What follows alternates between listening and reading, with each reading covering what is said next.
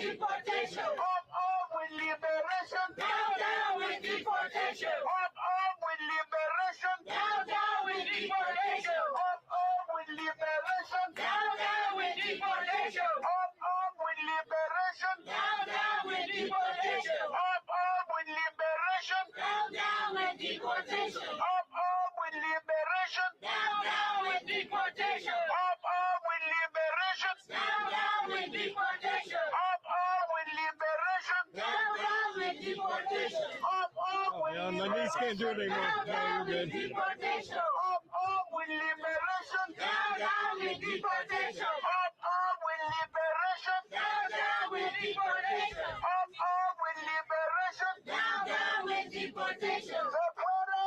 Sí se puede. Se puede. Sí se puede. Se ve. Se siente. El pueblo está presente. Se ve, se siente, el pueblo está presente. Se ve y se siente. El pueblo está presente. Se ve y se siente. El pueblo está presente. ¿Qué queremos? Justicia. ¿Qué queremos? Justicia. ¿Cuándo? Ahora. ¿Cuándo? Ahora. ¿Cuándo? What do we want? Justice. When do we want it? Now. What do we want? Justice. When do we want it? Now. What do we want? Justice. When do we want it? Now. And if we don't get it, Shut it down. and if we don't get it, Shut it down. and if we don't get it, Shut it down. shut it down. Shut it down. Shut it down. Shut it down. Shut it down. Shut it down. Shut it down. Aquí estamos Y no nos vamos. y no nos echan. Porque luchamos. Aquí estamos Y no nos vamos. y no nos echan. Porque luchamos. Aquí estamos Y no nos vamos. y no nos echan. Porque luchamos. Say it loud, say it clear. Immigrants are welcome here. Immigrants are welcome here. Say it loud, say it clear. Immigrants are welcome here. Immigrants are welcome here. Say it loud, say it clear. Immigrants are welcome here. Say it loud, say it clear. Immigrants are welcome here. Immigrants are welcome here. Say it loud, say it clear. Immigrants are welcome here. Say it loud, say it clear. Immigrants are welcome here.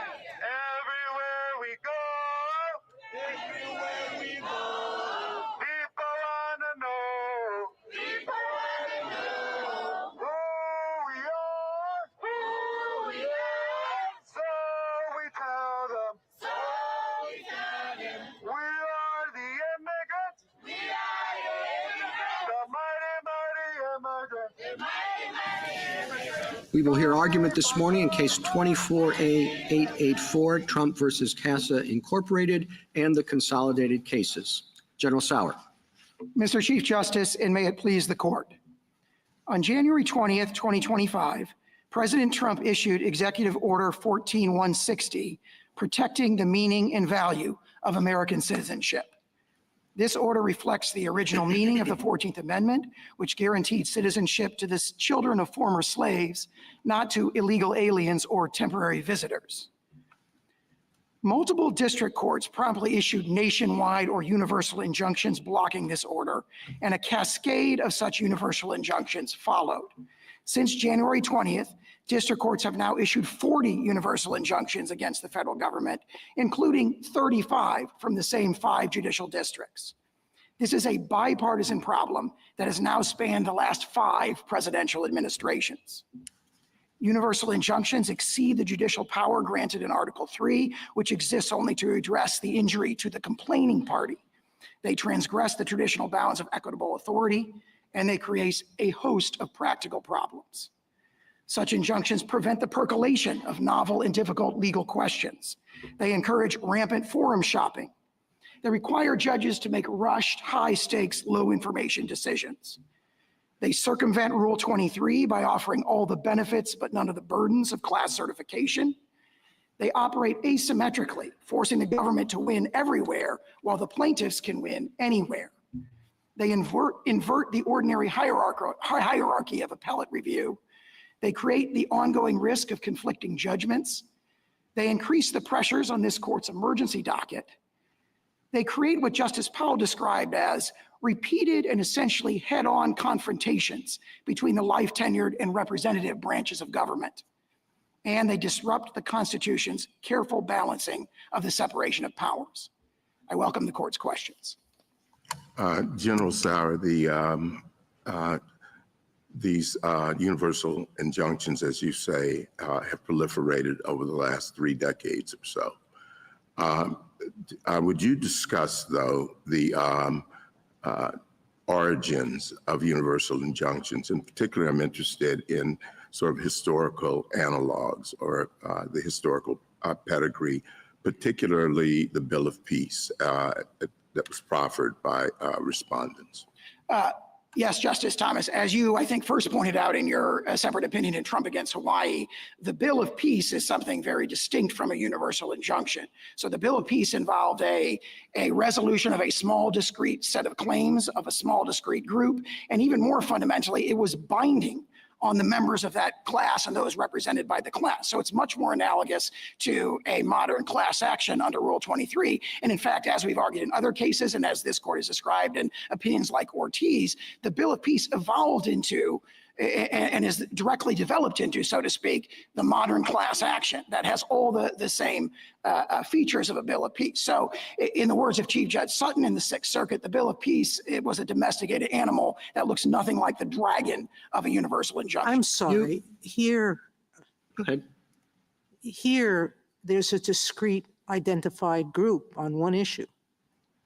Does citizenship mean are you born in the territory of the United States, or does it mean are you loyal to someone else, which is your claim, or are your parents loyal to someone else? So that's no different than what happened in a Bill of Peace. The United States is bigger, so it extends more broadly, but it's still an identifiable group on a discrete, singular question. Your Honor, I'd say 3 things in response to that. First of all, our primary contention is that the citizenship clause related to the children of former slaves, not to illegal aliens who weren't even present as a discrete class at that time.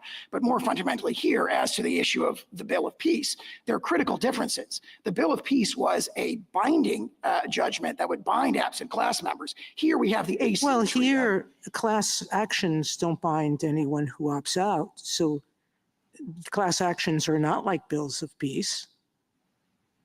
I would think that a Rule 23b2 class action, which would be the relevant analog here, would be one that would be binding on absent class members and would not have the same notice and opt-out procedures. And more fundamentally, that sort of argument that there's a commonality here among, all the people who purport to be affected by this is the sort of argument that's made in class certification. So can I ask you a question? Your theory here is arguing that Article 3 and principles of equity both prohibit federal courts from issuing universal injunctions. Do I have your argument correct? We argue both of those. And you argue both of those? Yeah.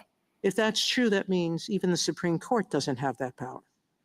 The Supreme Court would have the authority to issue binding precedent nationwide, but we couldn't enforce it against universally, is your argument. If there was a decision that violated the precedent of the court, then the affected plaintiffs could get a separate judgment. And that means you're talking about the hundreds and thousands of people who weren't part of the judgment of the court. They would all have to file individual actions? Not necessarily. Or a class action. A class action would be Isn't that makes no sense whatsoever. Respectfully, we believe that. Well, what was the purpose of the Bill of Peace if not to settle a legal question finally? And if even the Supreme Court doesn't have that right and must invite hundreds of thousands of lawsuits, what are we buying into? If set of claims satisfies the rigorous criteria of Rule 23. Rule 23 is the modern analog of a bill of peace. We have something very different here. No, we don't, because the argument here is that the president is violating not just one, but by my count, 4 established Supreme Court precedents. We have the one ARC case where we said fealty to a foreign sovereign doesn't defeat your entitlement, your parents' fealty to a foreign sovereign doesn't defeat your entitlement to citizenship as a child. We have another case where we said that even if your parents are here illegally, if you're born here, you're a citizen. We have yet another case that says even if your parents came here and were stopped at the border, but you were born in our territory, you're still a citizen. And we have another case that says even if your parents secured citizenship illegally, you're still a citizen. So as far as I see it, this order violates 4 Supreme Court precedents. Yeah, and you are claiming that not just the Supreme Court, that both the Supreme Court and no lower court can stop an executive from universally from violating those holdings by this court. We are not claiming that because we're conceding that there could be an inappropriate case. Only a class, only Can by I a hear class. can I hear the rest of his answer? A Rule 23 class action. And then the more fundamental point as to all those Supreme Court decisions you referred to. So what do we do temporarily? Temporarily, the court may issue, the lower courts may issue injunctions that remediate the injuries to the plaintiffs that appear before them. Lower courts in appropriate cases may certify class action. So when a new president orders that because there's so much gun violence going on in the country, and he comes in and he says, I have the right to take away the guns from everyone, then and he sends out the military to seize everyone's guns. We and the courts have to sit back and wait until every named plaintiff or every plaintiff whose gun is taken comes into court. In appropriate cases, courts have certified class actions on an emergency basis. We found at least 4 cases in recent years where that was done. But more fundamentally, we profoundly disagree with the characterization of the merits. This is now fully briefed in the Ninth Circuit in case number 25-807, where we describe how that characterization of the holding of Wong, Kim, Ark, and the other decisions is profoundly incorrect. And You that still have Counsel, could I ask you about a different type of case that has broader impact than on the particular claimant? Like a claimant who's alleging that the districting in a particular case has resulted in racial discrimination against him or her based on how the district is drawn. Now, a judicial decision about that one plaintiff would implicate the redistricting throughout the whole case. So throughout the whole state. How does your theory address that situation? That would be what you might call an indivisible remedy, where what the court is doing there by, for example, redrawing the district lines is, as this court said in Gill against Woodford, the only way to remediate the injury of voting in an unconstitutionally drawn district. That is similar to abatement of a public nuisance or, for example, in the school desegregation cases, where remediating the injury to the plaintiff before the court necessarily has collateral consequences to many others. Certain environmental cases might have a similar thing. For example, you stop the local plant from pouring, water pollution into the water. That benefits the plaintiff. It happens to benefit a bunch of other people. Now, that's very different than what we have in these universal injunctions, where it is a divisible remedy. I mean, I point to the holding of the District of Massachusetts in this case, looking at the individual plaintiffs.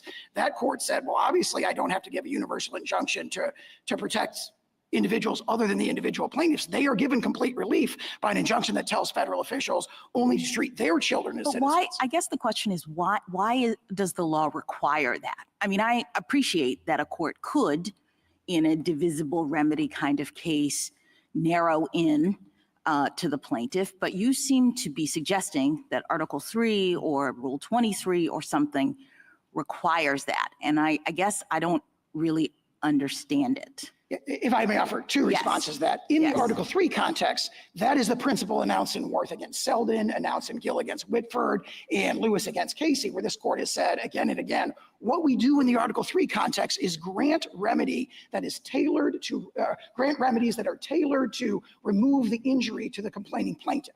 Sometimes they have even very broad collateral consequences. But in the Article 3 context, what the court has not done, and every time it's focused on this in National Treasuries Union, Employees Union, in the But I guess I don't see why then the divisible remedies or indivisible remedies is an argument. I mean, if Article 3 is suggesting that the court has to focus in on the plaintiff only, then it would seem to me that that would be the power requirement across the board. I thought Article 3 was really about limiting the court's power with respect to jurisdiction, that we say the court has to determine whether or not there's subject matter jurisdiction over the issue and whether or not there's personal jurisdiction over the defendant. And once you have those things, the court can evaluate the merits of the legal issue and issue, especially in equity, appropriate relief. Now, I appreciate that there are some prudential concerns that the court considers, but it seems to me that in many, many, many circumstances, we have not required the court to limit their relief to the particular plaintiff as a matter of constitutional Article 3 requirement. I disagree with that. I'd offer a response both first as to Article 3 and then as to the scope of equitable authority. In the Article 3 context, this court said in Worth against Selden, for example, that the Article 3 judicial power exists only to redress the injury to the complaining parties. Again, in Gill against Whitford and Lewis against Casey. All right, so let me give you a hypothetical. So suppose we have a manufacturing plant that unlawfully releases environmental toxins into the air, and we have a plaintiff who lives near the plant, brings a nuisance lawsuit and says they're being harmed by unlawful release. Your argument suggests that the judgment for the plaintiff has to narrow in on preventing, to the extent possible, preventing harm to the plaintiff. But it seems to me that that's not necessarily the case. You suggest with the Chief Justice in response to him that there can be incidental beneficiaries, that the court could say no more toxins if it's unlawful for the defendant to do that, correct? Yes, we do. So why, if your Article 3 principle is correct? Because again, the Article 3 principle is remedying the injury to the plaintiff who, or set of plaintiffs, could be many, who are before the court. Right. That has collateral consequences that could help. Let me ask you on that point, would one distinction be who's bound by the judgment? Like, I'm wondering whether if the plaintiff needs, you can only, I think Judge Strauss said in the Eighth Circuit when addressing this issue, you can't peel off part of a nuisance. So the whole thing has to be shut down. Could a neighbor sue affirmatively to hold the nuisance maker in contempt if he started to begin again the nuisance? That's a great point. It would not be bounding on those collaterally benefited parties, so to speak. I don't want to call them parties because they're not parties before the court. And that, of course, highlights one of the deep problems with the universal. But why Could you that do the that? answer, though?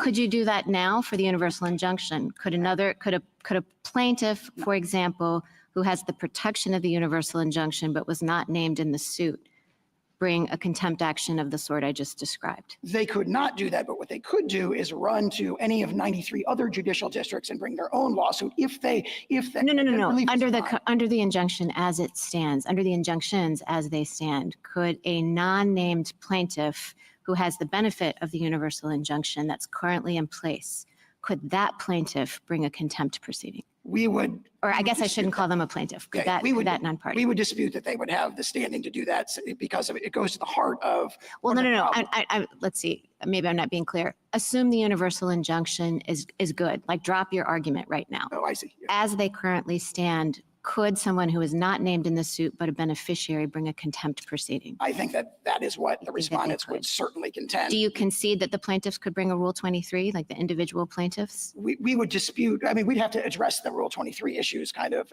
all the criteria as they Okay, came up. but they could seek it. Okay, and then last And they have question. done that in Western District of Washington. It's just never been briefed because they blasted Okay, past just it. last question on this point.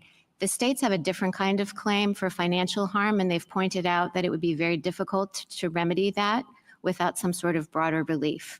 I know you contest their standing. I want you to assume that I think they have standing.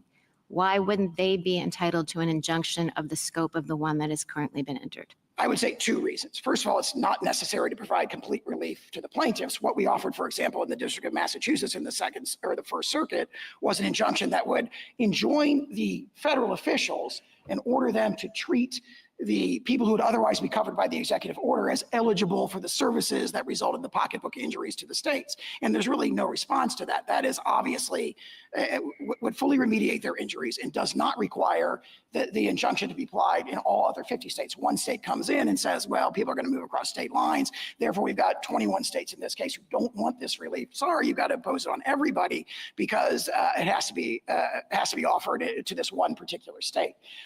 So that's one response. The other response is this notion that the states have to be provided a complete relief because of interstate travel and patchwork. I think that's very effectively responded to by Chief Judge Sutton's opinion in the Second Circuit, where he says, this is a problem. If we adopt this logic, it justifies a universal injunction in every single case, and that can't be the case. The Fifth Circuit's recent DACA decision comes to the same conclusion. What do you say, though, to the suggestion, General, that in this particular case, those patchwork problems for, frankly, the government, as well as for plaintiffs, justify broader relief?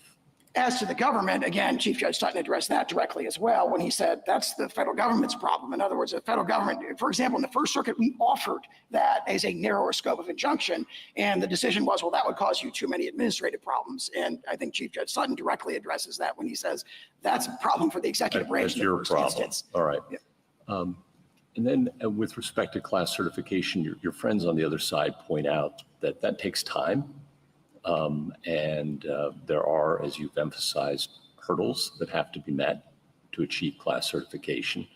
And the argument, of course, is that the injury is immediate and ongoing. And as Justice Sotomayor suggested, might be seriously questioned as to its compliance with this court's precedents. Your thoughts? I would offer a couple of things in response to that. First of all, there are tools for the courts have tools to achieve sort of class-wide universal relief. I referred earlier there, we found 4 recent district court decisions where class-wide relief was given a kind of an emergency basis. However, more fundamentally than that. And you agree that that's appropriate in certain cases? It may be appropriate. We do not concede that it's appropriate in this case, but it may be appropriate in other cases. Certainly, it's an equitable tool that is consistent with, for example, the grant of equitable authority in the 1789 Judiciary Act, as this court interpreted in the Grupo Mexicano decision, and honestly, a line of decisions going all the way back to the early 19th century. So there are tools to address emergency situations, but more fundamentally than that, it is a feature, not a bug, of Article 3 that courts grant relief to the people who sue in front of them. So the notion that relief has to be given to the whole world because others who have not taken the time to sue are not before the courts is something that results in all these problems. Last question. Do we need to reach the Article 3 question? I mean, wouldn't it be wise, even if you were to prevail, for the court to reserve that question rather than decide that Congress, for example, could never endow this court with that authority? That's exactly correct. The court does not have to rest on Article 3 because the court could say, and as we've argued, and as Justice Thomas' separate opinion in Trump against Hawaii says, the 1789 Judiciary Act, when it said suits in equity or what the federal courts can do, we had nothing like this in mind. And then I point to the language in Grupo Mexicano where the court said there what was at issue was a preliminary injunction that froze and likely insolvent debtors' assets so that the plaintiff could collect at the end of the case. And the court said that's a nuclear weapon in the law, and we're not that had no analog in 1789 in the practices of the Court of Chancery. And if that's a nuclear weapon, I don't know what this is, where repeatedly 40 times in this administration we're being enjoined against the entire world. I'm just going to ask you to put yourself in a different frame of mind. Hard to do. Assume something you won't want to assume. But the assumption that I want you to make is that on the merits, which of course you did not take to this court, on the merits, you are wrong, that the EO is unlawful. And I want to ask you, if we assume that, how do we get to that result on your view of the rules? It is very difficult for me to attempt the Yeah, hypothetical, well, but I will. you know, I think that that's the important question in this case. Let's just assume you're dead wrong. How do we get to that result? Does every single person that is affected by this EO have to bring their own suit? Are there alternatives? How long does it take? How do we get to the result that there is a single rule of citizenship that is the rule that we've historically applied rather than the rule that the EO would have us do? Rule 23 would be one natural path, assuming that a class could be certified, which we might dispute in this particular case. Well, you might dispute it. And, you know, I mean, I think the question is there a class that's just all children of people who have entered illegally? You know, is that an appropriate class? Can the same thing be done under Rule 23? Or are you going to tell me that no, Rule 23 has lots of requirements and you'll never be able to certify a class like that? Rule 23 provides the equitable tools subject to rigorous criteria, appropriately rigorous criteria, to obtain that kind of class-wide and That suggests to me you're going to be standing up here in the next case saying that Rule 23 is inapt for this circumstance with this number of people, maybe with some questions that are individual, who knows? So let's put Rule 23 aside, because I got to tell you, that does not fill me with great confidence. How else are we going to get to the right result here, which is on my assumption that the EO is illegal? That would be a profoundly wrong result, but I think what I would offer is that, very similar to Labrador against Poe, what the court should be engaging here is a balancing of the equitable factors as to the scope of remedial relief, not as to the underlying merits. And our contention that this exceeds the traditional scope of equity that's reflected in the 1789 Judiciary Act, we're overwhelmingly likely to succeed on those merits for all the reasons that are stated in our briefs. I mean, that's a lot of words, and I don't have an answer for if one thinks, and you know, look, there are all kinds of abuses of nationwide injunctions. But I think that the question that this case presents is that if one thinks that it's quite clear that the EO is illegal, how does one get to that result? In what time frame on your set of rules without the possibility of a nationwide injunction? On this case and on many similar cases, the appropriate way to do it is for there to be multiple lower courts considering it, the appropriate percolation that flows through the lower courts, and then ultimately this court decides the merits in a nationwide binding precedent. You have a complete inversion of that through the nationwide injunctions where the district. So General courts Sauer, are you really going to answer Justice Kagan by saying there's no way to do this expeditiously? Well, I'll refer to my former answers. Rule 23 provides the tools to do so, multiple injunctions. But you resisted Justice Kagan when she said, could the individual plaintiffs form a class? That has never been briefed in the court below. I do not concede that we wouldn't oppose class certification in this particular case. There may be arguments that this case is or is not appropriate for class certification. And if there were a class appropriate for class certification, you concede that that could resolve the question quickly? Yes, absolutely. You concede it could resolve the question quickly through precedent? Yes, absolutely. It could do so. I mean, we obviously dispute the. So just on that point. And if the court, sorry to interrupt. Go ahead, please. All right, I got a quick one. Well, I'm just going to say just on that point. So, you know, let's say that we're an individual person even. Let's say it wasn't a class, and goes up and gets a ruling from the Second Circuit that the EO is illegal. Does the government commit to not applying its EO in the entire Second Circuit? Or does it say, no, we can continue to apply the rule as to everybody else in the Second Circuit? I can't say as to this individual case. Generally, our practice is to respect circuit precedent within the circuit, but there are exceptions. Yes, that is generally your practice. And I'm asking whether it would be your practice in this case. I can't answer because it would depend on what the lower court decision said. So there are circumstances, as I was suggesting, where we think that we want to continue to litigate that in other district courts in the same circuit as well. Yeah, so that means it's not even the normal time it takes for everything to get up, you know, through the circuit courts and to the Supreme Court, because even in those circuits that say that the EO is illegal, you're going to be saying, no, you know, we only commit to saying it's illegal to this one guy who brought the suit. Article 3 and the court's traditional equitable practices provide a range of tools to address that, including a potentially nationwide class action, not a nationwide, A universal nationwide injunction is class not one of action, those which tools. you say you're going to oppose when that gets challenged. We are likely to oppose When on that the gets merits. proposed. Yes, and if it does not meet the rigorous criteria of class certification, the court should not enter that injunctive relief. That's Do you think, like, feature, not suppose, above. how about you're not willing to commit to abiding by the Second Circuit's precedent suppose that there's a single person who brings a suit and it gets all the way up to us after 3 or 4 or 5 years. And we say, we really do agree with those 4 precedents that Justice Sotomayor started with, and your EO is illegal. Is that only going to bind the one guy who brought this suit? No, that would be a nationwide precedent that the government would respect. So finally, once it gets to us after 4 years, you're going to respect that. Yes, and in addition, we may well respect circuit-wide precedent. The Second Circuit, it just is. And for 4 years, there are going to be like an untold number of people who, according to all the law that this court has ever made, ought to be citizens who are not being treated as such. And in the meantime, any of those plaintiffs could have come forward and sought, preliminary injunctive relief, and they could do so on a class-wide basis. There are tools to address this, but the universal injunction, which is issued here 3 days after the executive order was issued, is not one of those tools. Thank you, counsel.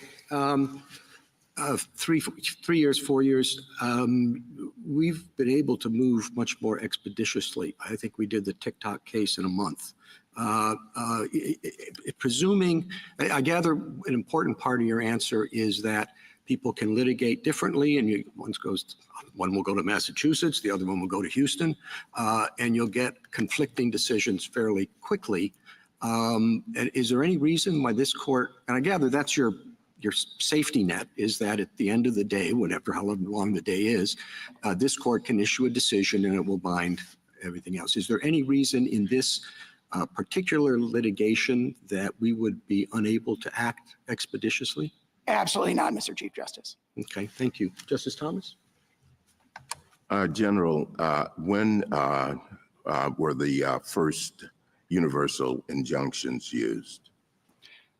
We believe that the best reading of that is what you said in Trump against Hawaii, which is that Wirtz in 1963 was really the first universal injunction. There's a dispute about Perkins against Lucan's Oil going back to 1940. And of course, we point to the court's opinion that reversed that universal injunction issued by the DC Circuit and said it's profoundly wrong.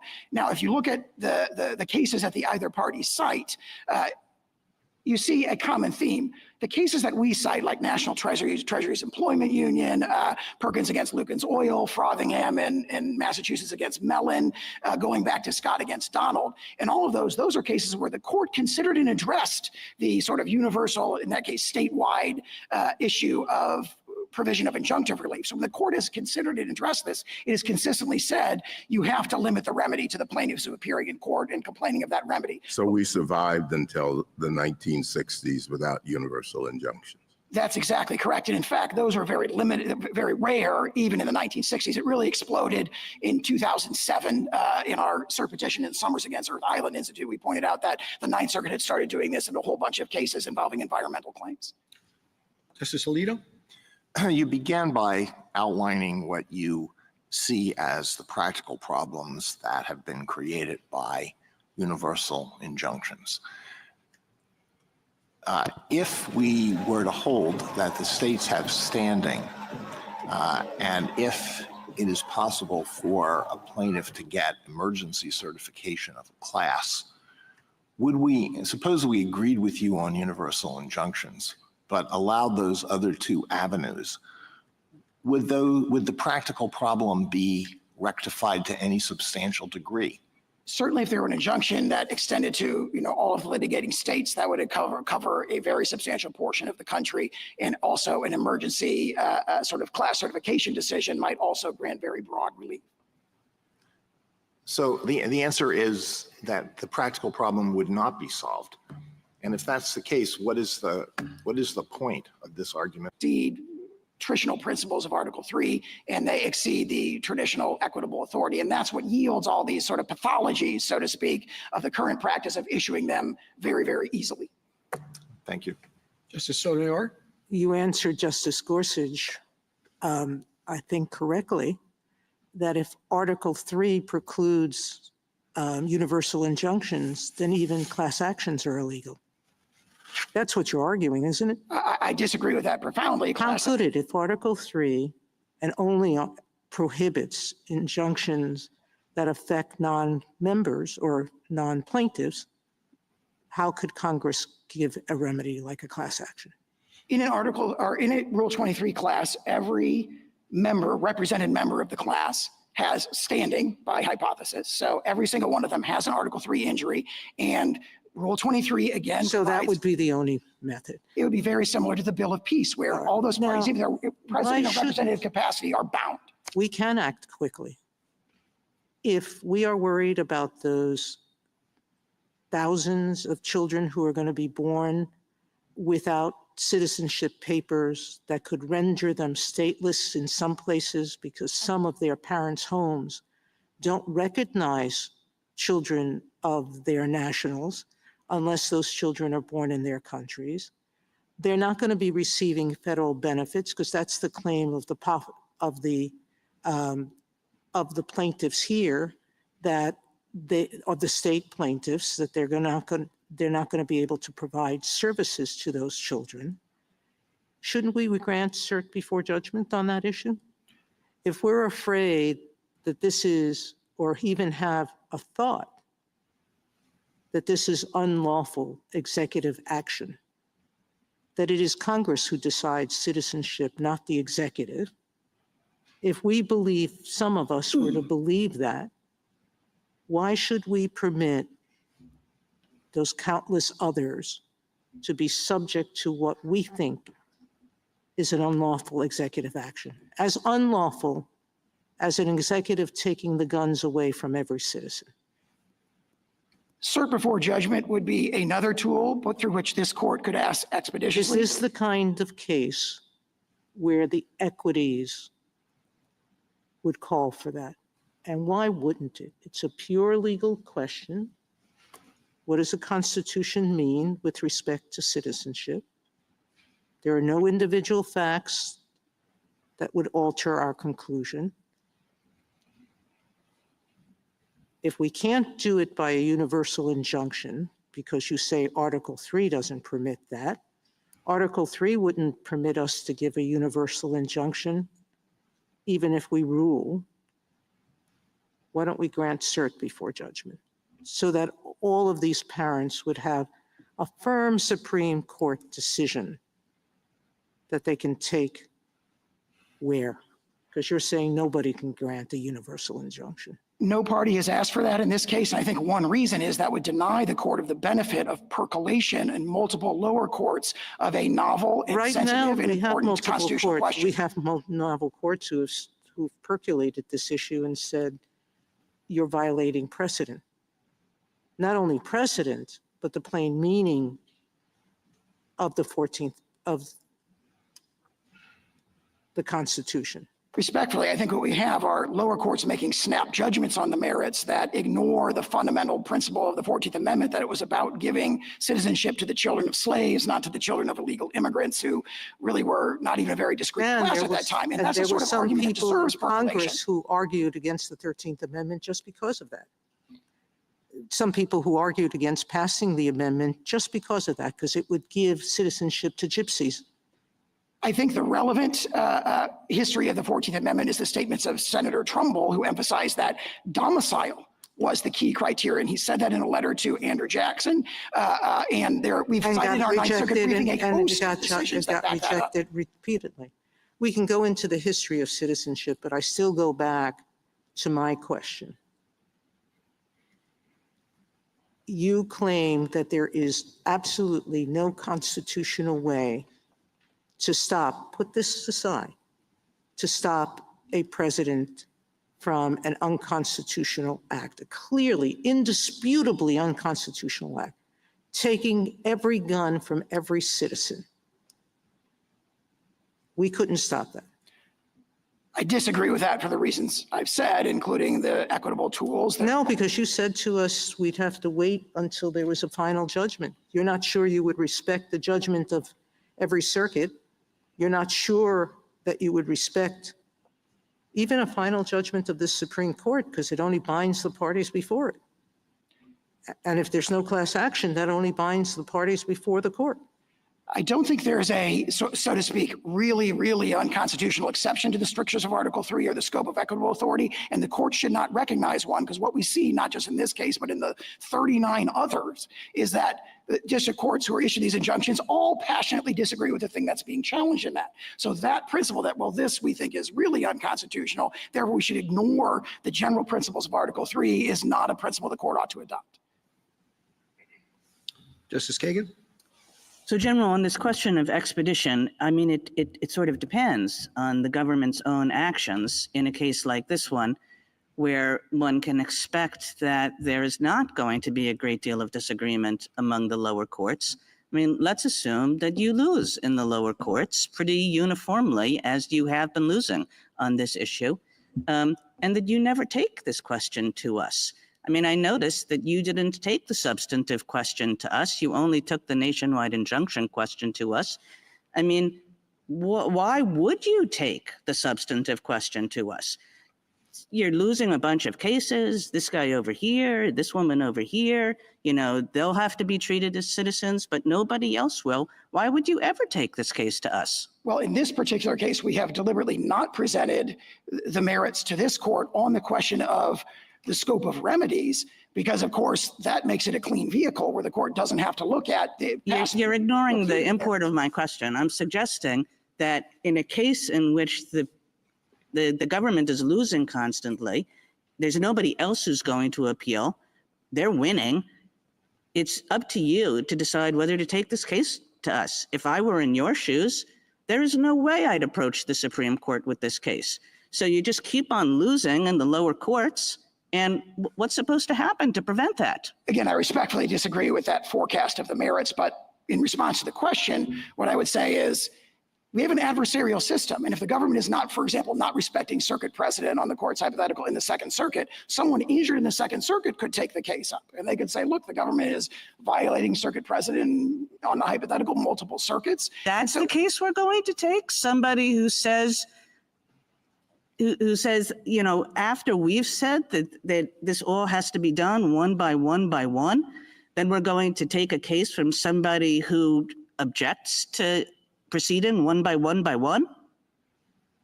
I'm not sure I understand the question. I understood the hypothetical. If you win this challenge and say there is no nationwide injunction and it all has to be through individual cases, then I can't see how an individual who is not, you know, being treated equivalently to the individual who brought the case would have any ability to bring the substantive question to us. They would bring a lawsuit in the federal district courts against the government for an injunction protecting them.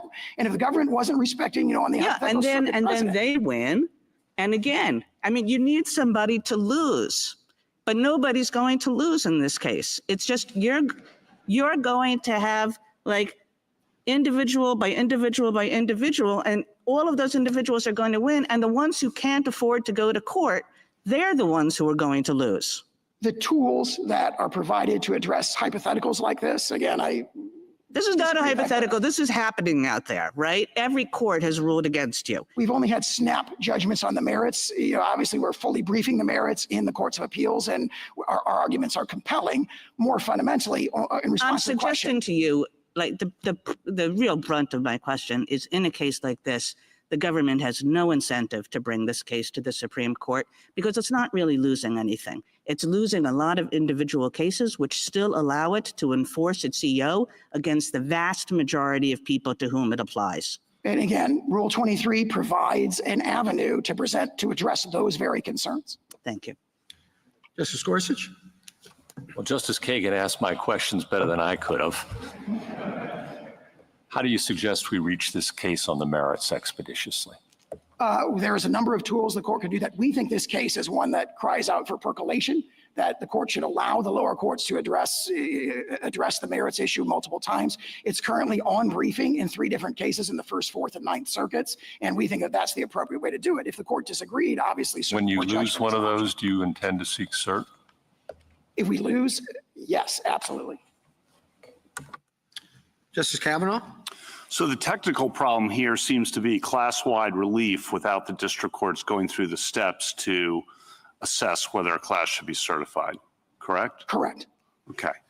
And if you win here on this procedural point, it seems very likely that the day after, there are going to be suits filed all over the place seeking class-wide treatment, maybe statewide classes, circuit-wide classes, maybe nationwide classes. I'm sure they're being prepared now, right? And on what basis would you oppose a statewide class? I could imagine certain bases, and again, we haven't briefed this in the lower courts yet. You've been promising everyone here that Rule 23 is the cure-all. And I want to explore on what basis you would oppose a statewide class. Just take that one for now. For example, and again, this is very hypothetical because I'm not predicting that we will or will not oppose that. We haven't taken a position on that yet. If you were to oppose it, on what basis would you plausibly oppose it? There may be problems of commonality and typicality, for example. For example, there's 2 different sets of groups that are affected by the executive order. There are those where the mothers are temporarily present and those where the mother are illegally present. And in both cases, the father is neither a citizen nor a lawful permanent resident. So there might be issues of typicality. Adequacy of representation might very well be an issue. So there would have to be that rigorous application of those criteria. Now, the argument may be this is a case that is a natural candidate for a Rule 23b2 certification. That may well be true. The government hasn't taken a position on that. Our position is not that class certification will necessarily be granted. Our position is that Rule 23 is how these sorts of claims should be channeled. And you think, I think you just said, it's very possible that class certification may be granted. It is possible. We don't know yet because there was a class certification motion filed at the very beginning in the Western District of Washington, and it was just never briefed because obviously the pathology here is that the nationwide injunctions just go blowing past the class certification procedures.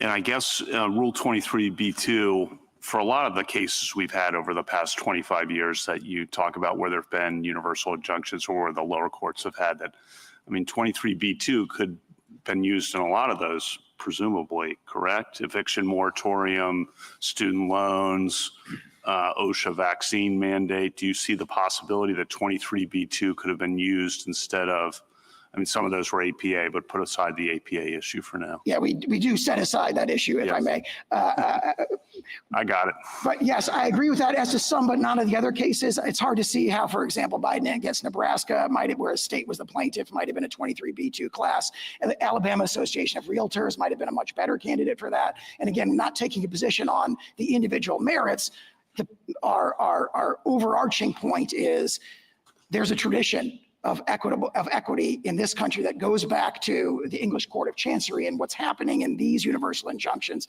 again, 40 times in this administration, at least 22 times in the last administration, 64 times in the administration before that, is just disregarding those appropriate procedures to seek this kind of global relief. I want to ask one thing about something in your brief. You said, quote, and of course, this court's decisions constitute controlling precedent throughout the nation. If this court were to hold a challenge statute or policy unconstitutional, the government could not successfully enforce it against anyone, party or not, in light of stare decisis, end quote. You agree with that? Yes, we do. Okay. If you prevail here, the original executive order had a 30-day period before it took effect. If you prevail here, should there be any pause so that things can happen that need to happen for 30 days or some period of time, or should we not even worry about that? Yes, we can see that the 30-day ramp-up period that the executive order itself calls for never started because the universal TROs were entered almost immediately, and we don't dispute that there should be a 30-day ramp-up period. for another reason as well, which is that we've been enjoined from even doing guidance, even formulating a policy, and that itself is another problem with these injunctions. On the day after it goes into effect, this is just a very practical question, how this is going to work. What do hospitals do with a newborn? What do states do with a newborn? I don't think they do anything different. What the executive order says in Section 2 is that federal officials do not accept documents that have the wrong designation of citizenship from people who are subject to the executive order. How are they going to know that? The states can continue to, the federal officials will have to figure that out. How? So you could imagine a number of ways that the federal officials could. Such as they could require a showing of, documentation showing legal presence in the country. For a temporary visitor, for example, they could see whether they're on a B1 visa, which would exclude kind of the birthright citizenship and that kind of. For all the newborns? Is that how that's going to work? Again, we don't know because the agencies were never given the opportunity to formulate the guidance. They would had 30 They're only days. going to have 30 days to do this. You think they can get it together in time? They're under, that's what the executive order instructs them to do, and hopefully they will do so. Again, it's a speculative and hypothetical scenario because they were enjoined from even starting that process. And then last question. You mentioned before this has come up in the last 4 or 5 administrations primarily. I guess I've thought about that a lot too. Why? It seems why might be it's harder to get legislation through Congress, particularly with the filibuster rule. Presidents want to get things done with good intentions. The executive branches that work for those presidents push hard to, when they can't get new authority, to stretch or use existing authority. And they've been pushing. Understandably, all with good intentions, all the presidents, both parties, right, with good intentions pushing. Is that your understanding of why this has happened more, that there's less ability to get legislation? Because I'm trying to figure out the why to your opening about the last 4 or 5 administrations. I agree with it. I think that might be the why, but I'm curious what you think. I'm speculating about the motivations of the individual district judges who grant these, but one explanation might be this is an extraordinary power. It's a very strong power for the reasons the questions have reflected. Well, for a district let me judge just pause you right there. The underlying point is that these district judges are not just doing universal injunctions. They're finding these actions illegal because they're exceeding existing authority. And oftentimes we are too, when it gets to us, finding the actions of presidents of both parties unlawful because they exceed existing authority. So is that coming up more often why is that coming up more often? It's hard to do an historical analysis, but I would draw an analogy to the New Deal. And Professor Bray makes this point in his article that actually there were very, very passionate challenges to sort of nationwide policies during the Roosevelt administration, and they were not addressed by issuing universal injunctions. He cites an example where in one case, a policy had been held illegal and there were like 1,600 injunctions against that policy, all protecting the individual plaintiffs. So if you look at the history, it's not clear that what we have of, disagreement, but difficulty, gridlock, getting things through Congress and so forth, that's not necessarily new. What is new and is certainly unique to the last 5 presidential administrations is having these given on this widespread basis and this systematic basis, 40 again in the last 4 months. Thank you. Justice Barrett? General Sauer, I want to ask you about a potential tension. Well, no, not potential tension, an actual tension that I see in answers that you gave to Justice Kavanaugh and Justice Kagan. You resisted Justice Kagan when she asked you whether the government would obey within the Second Circuit a precedent. I'm distinguishing between opinions and judgments here.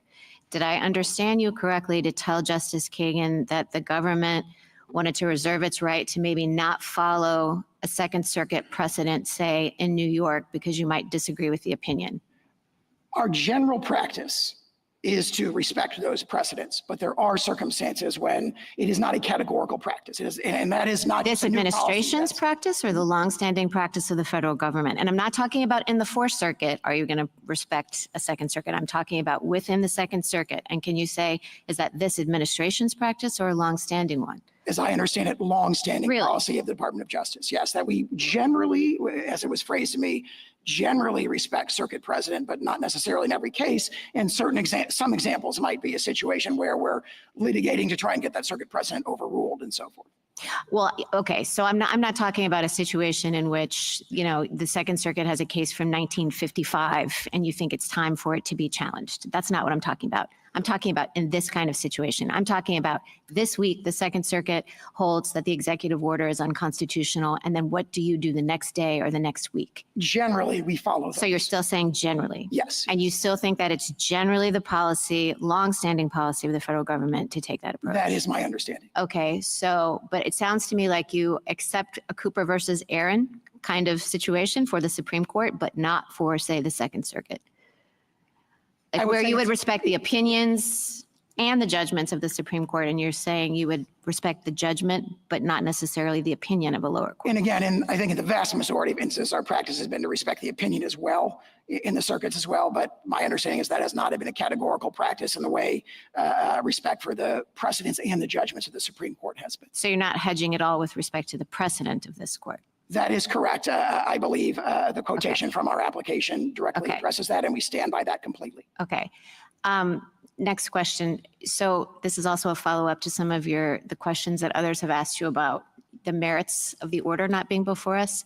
Did I understand your answer to be because you think percolation is really important for this one? We do think percolation is really important for this one, but the reason the merits are not before is because we've only submitted a stay application on the scope of relief question. And as Labrador against Poe indicates, the scope of relief is a separate question for the. Oh, I understand it's a separate question, but there are plenty of times that the government comes to us and asks for both. Absolutely. For example, recently in the Wilkins and Cox application, we did exactly. Is because you think that the merits question needs percolation.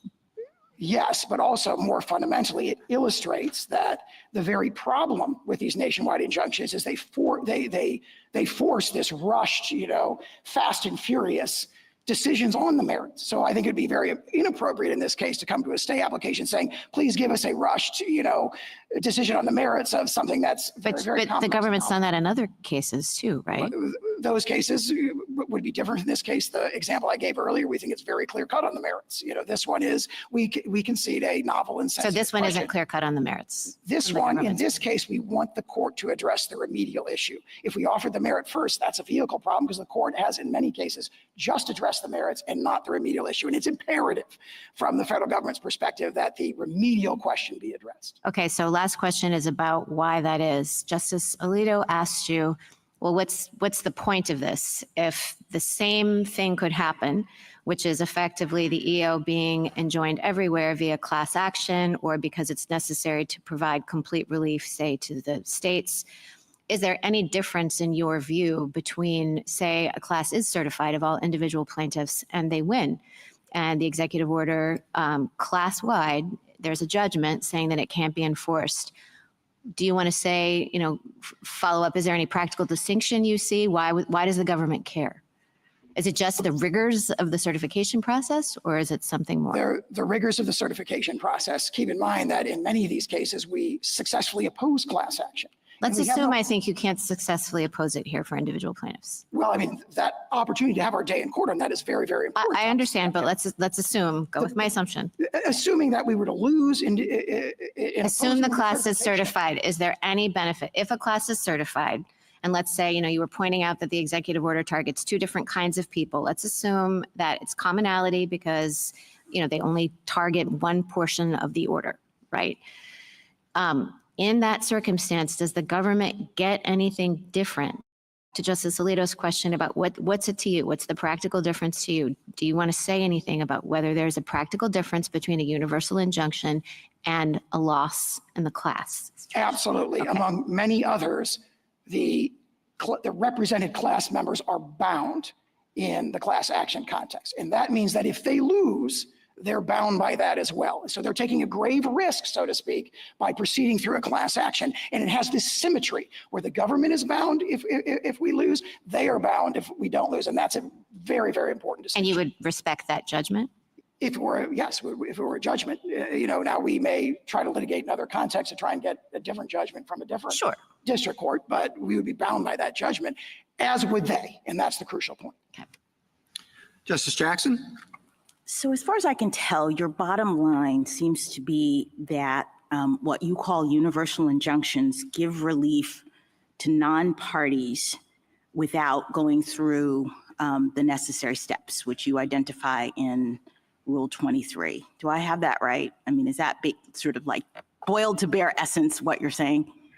I would say there's a lot more to it, but Yeah. that's one very important one. That's a key point that I want to focus in on for a moment. I guess I don't understand why you are saying that these kinds are giving relief to non-parties. First of all, I think they can be also easily characterized as focusing only on the defendant pursuant to the court's jurisdiction, personal jurisdiction over this person relative to the subject matter jurisdiction that the court has. And the relief is telling the defendant, stop doing this thing that the court has found to be unlawful. So rather than characterizing it as a quote unquote universal injunction, I think one could easily see that this is just about the extent to which the court can constrain a defendant over whom it has personal jurisdiction. Can it do so completely or just partially with respect to, just say stop with respect to this plaintiff? Am I I don't understand where this idea of universal injunctions comes from in this context. I think the relevant distinction is an order. That order is, in this case, the government defendant to cease allegedly unlawful activity as to the parties who have come into court and sued, and one that says to the government defendant, cease the allegedly lawful activity against everyone in the entire world. No, just cease it. Just stop. This thing, this executive order. I mean, we do this in the APA context all the time, right? The statute says you hold that you set aside the conduct, right? That it's unlawful. And we don't really parse it out and say, okay, but it's unlawful only as it applies to the plaintiff or not. So it's a very common concept for the court to enjoin a defendant from doing particular unlawful behavior. And what you're now asking us to do is to require that the court have an additional limitation in its order that says you only have to stop doing this with respect to the plaintiff.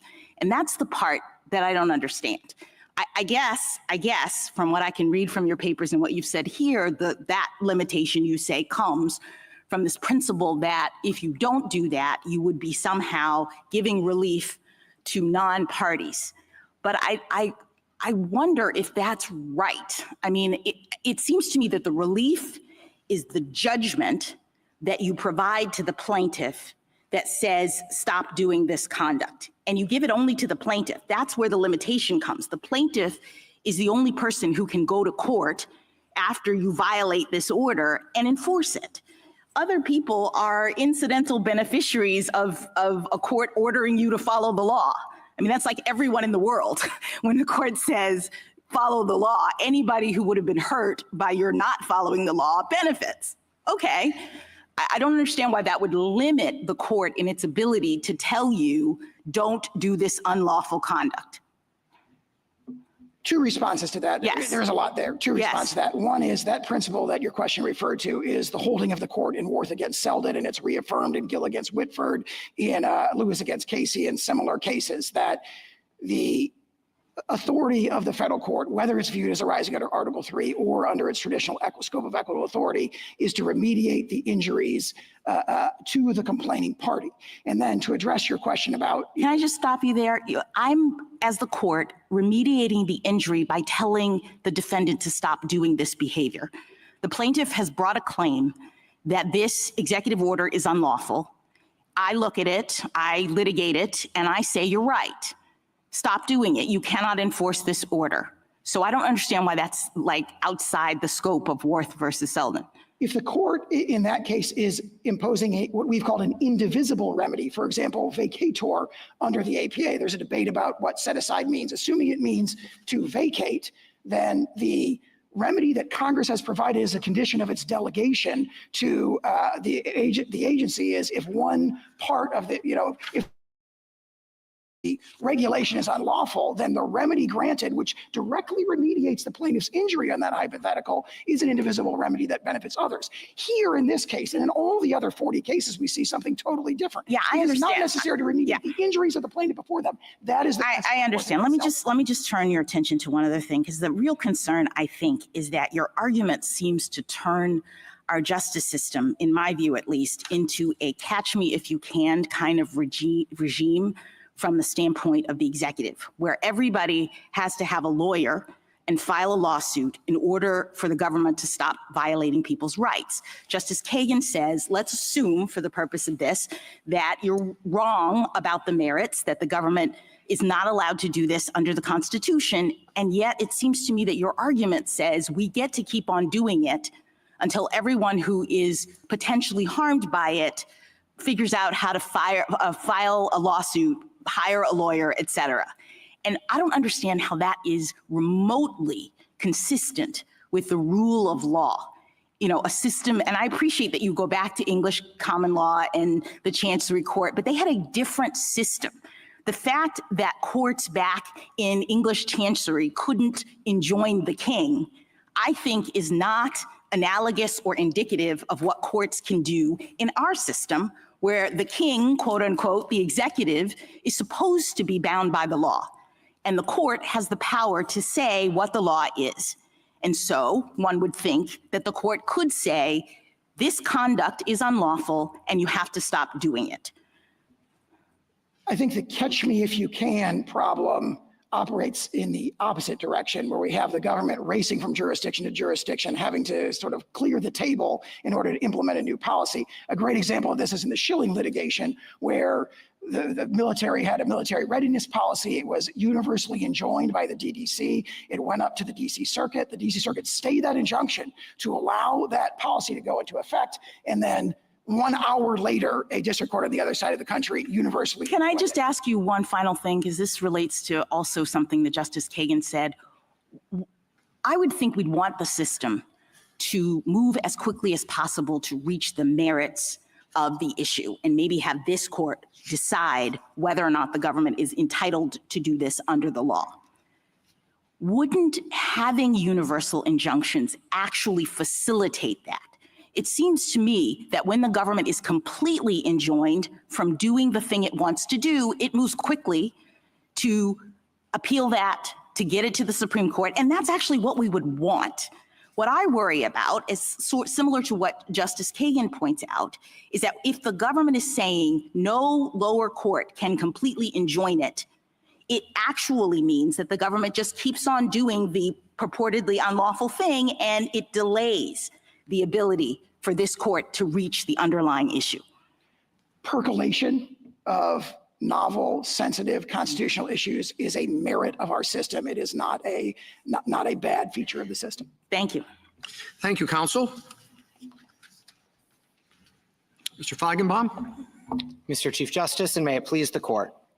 This court should deny the emergency application because this injunction was properly designed to ensure that the states would get relief for our own Article 3 injuries, as we suffer significant pocketbook and sovereign harms from implementation of this executive order, including from the application of this EO to the 6,000 babies born to New Jersey parents out of state every year. The U.S. prefers alternative approaches for granting that relief, alternatives it never raised in the district court below. But its approach would require citizenship to vary based on the state in which you're born, or even turn on or off when someone crosses state lines, raising serious and unanswered administrability questions, not just for the federal government, but also for the states. And it would offend the text and history of the Citizenship Clause itself. Since the 14th Amendment, our country has never allowed American citizenship to vary based on the state in which someone resides, because the post-Civil War nation wrote into our Constitution that citizens of the United States and of the states would be one and the same without variation across state lines. The U.S. has claimed that Article 3 establishes a bright line rule barring such injunctions no matter the circumstance, even where the states do need it to meet their own harms, finds no support in this court's cases or in the history of equity. Its argument that a single district court cannot decide birthright citizenship, or that we need more percolation on that question for the nation, overlooks that this court already settled this exact constitutional question 127 years ago, and that this EO is contrary to over a century of executive practice. Finally, the US's objection that nationwide PIs have simply become too common in the last few months, a complaint about other injunctions sought by other parties, cannot undermine the extraordinary bases for this one. The states, who regularly come before this court as plaintiff and defendant alike, agree that nationwide relief can be reserved for narrow circumstances, but it was needed here. I welcome this court's questions. Putting the merits aside, what do you think is the origin of, or at least the pedigree of universal injunctions, particularly the Bill of Peace, if you would discuss that? Absolutely, Your Honor. So there's two categories of these broad injunctions. So first, although we use the term nationwide injunction, if the nationwide injunction is actually about meeting our harm and the alternatives are not legally or practically workable, then it isn't even a universal injunction, as I know this court's separate writings has used the term, because it's about meeting our own Article 3 injury, which is our basic submission about this case. But we do agree that there's some space for universal relief. We trace it back through the history from the Bill of Peace, through Equity Rule 48, which specifically clarified that in the American equitable tradition, it was not always the case that universal relief would bind the non-parties, even as it might benefit the non-parties, continuing on to the tax collection injunctions in the 19th century, and then continuing on as recently as this court's order in AARP. So I do think they've always been in narrow circumstances. They've never been the reflexive or norm of how relief should be granted in this country, but they have been available. I don't think I need that for my case, but I do think they're available in narrow circumstances. You say they should be available only in narrow circumstances. Why is that? Yeah, so I could offer the three that I think make the most sense, but we're mindful of some of the concerns that the United States raises. We are states who've benefited from federal policies. We are states who have our own statutes and policies. So sometimes we are on the other side of the V in cases involving universal relief. So we are sympathetic to some of the concerns the United States has about percolation, about running the table in particular cases. We just don't think that that supports a bright line rule that says they're never available. And we've identified, I think, at least three circumstances where they would make sense to be available.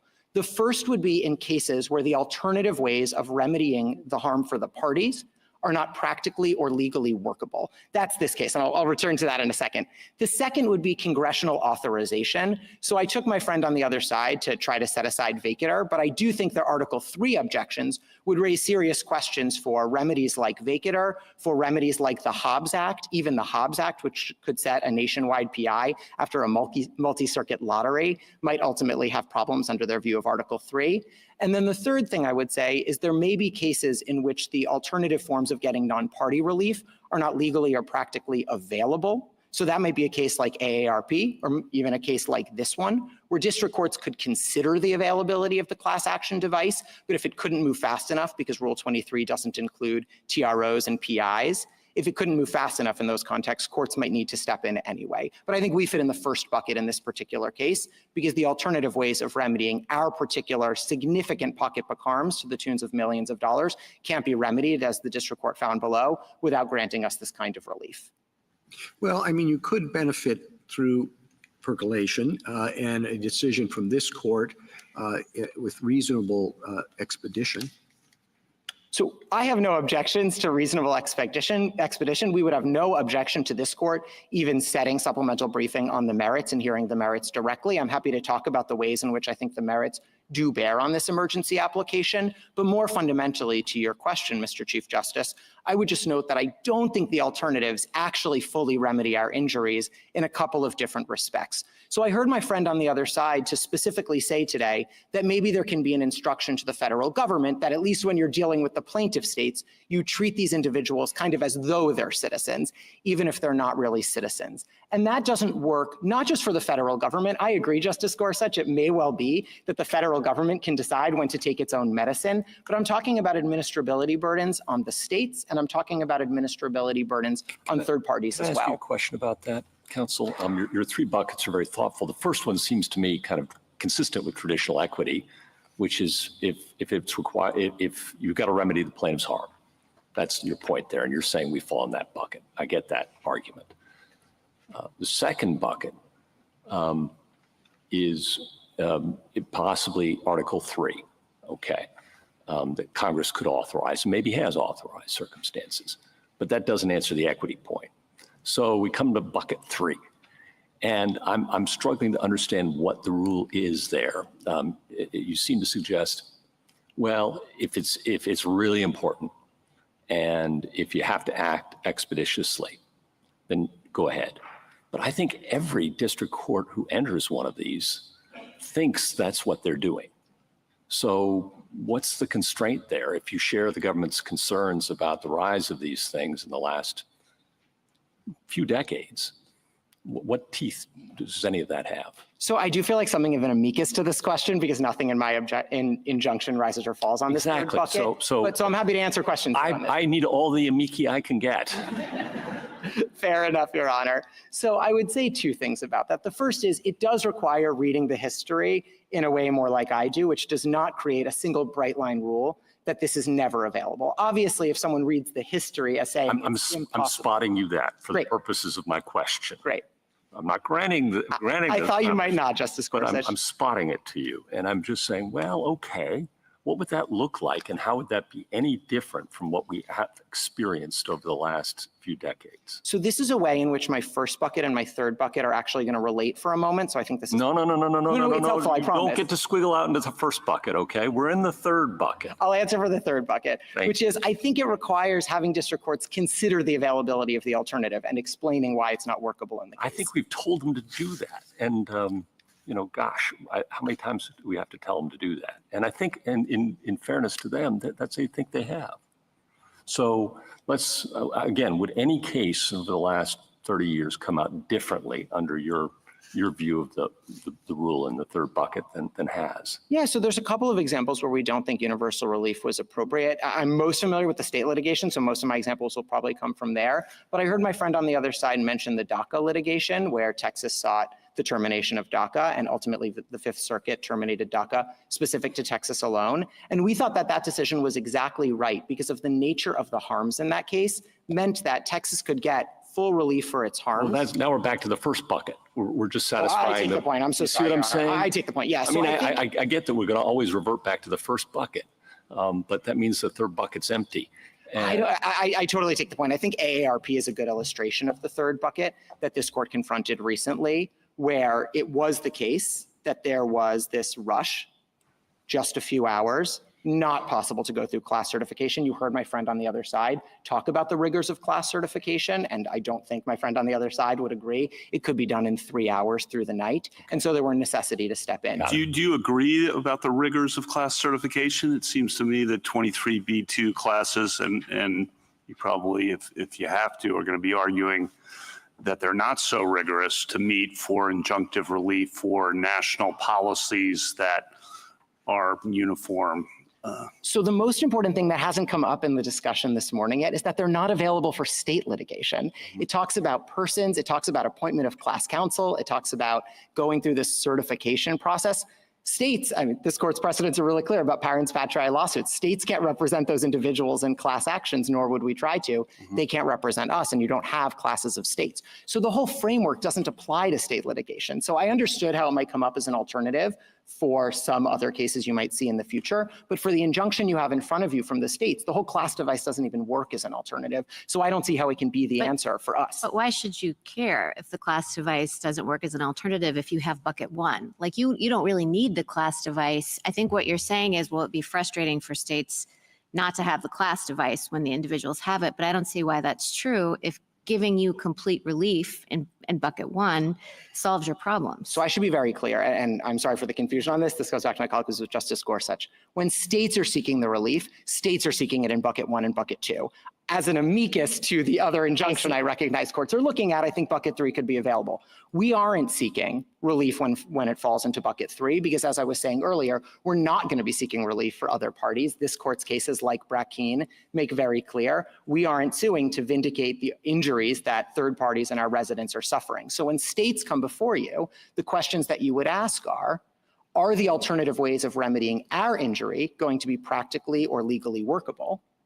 And you're going to ask, did Congress authorize it, which gets to the vacator question, which gets to the Hobbs Act question, and so on. And on that first bucket, which I think describes this case well, I had a hard time with some of the colloquies earlier today because I think they were missing some really serious burdens that the states are still going to have to bear in this case if we get something less than a nationwide injunction. I think it's going to hinder the administration of our benefits programs. I think it's going to hinder the participation in our benefits programs. And I think it's going to produce unprecedented chaos on the ground. And I might offer examples of each. Before you do, I'm sorry, one more. Not at all. How would you get this? How would you get the merits of this case to us promptly?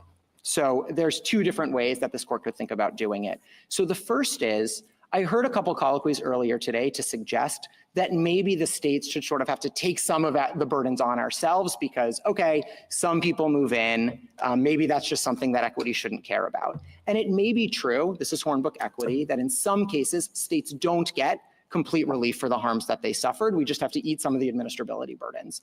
But the merits have always come into that, because that is just about remedying a party's own injuries. And the strength of the ability to remedy our injuries is going to turn on a peak on the merits. This is partially Ohio versus EPA and building on Justice Kavanaugh's Labrador concurrence, where this court said you might have some states who really like a policy and some states who want to get relief from the policy, and how you reconcile those two things, who should get relief, who should benefit from the policy, will turn in part on a peak at the merits because we have a greater right to relief from it. I appreciate that. How do we get to the merits fast?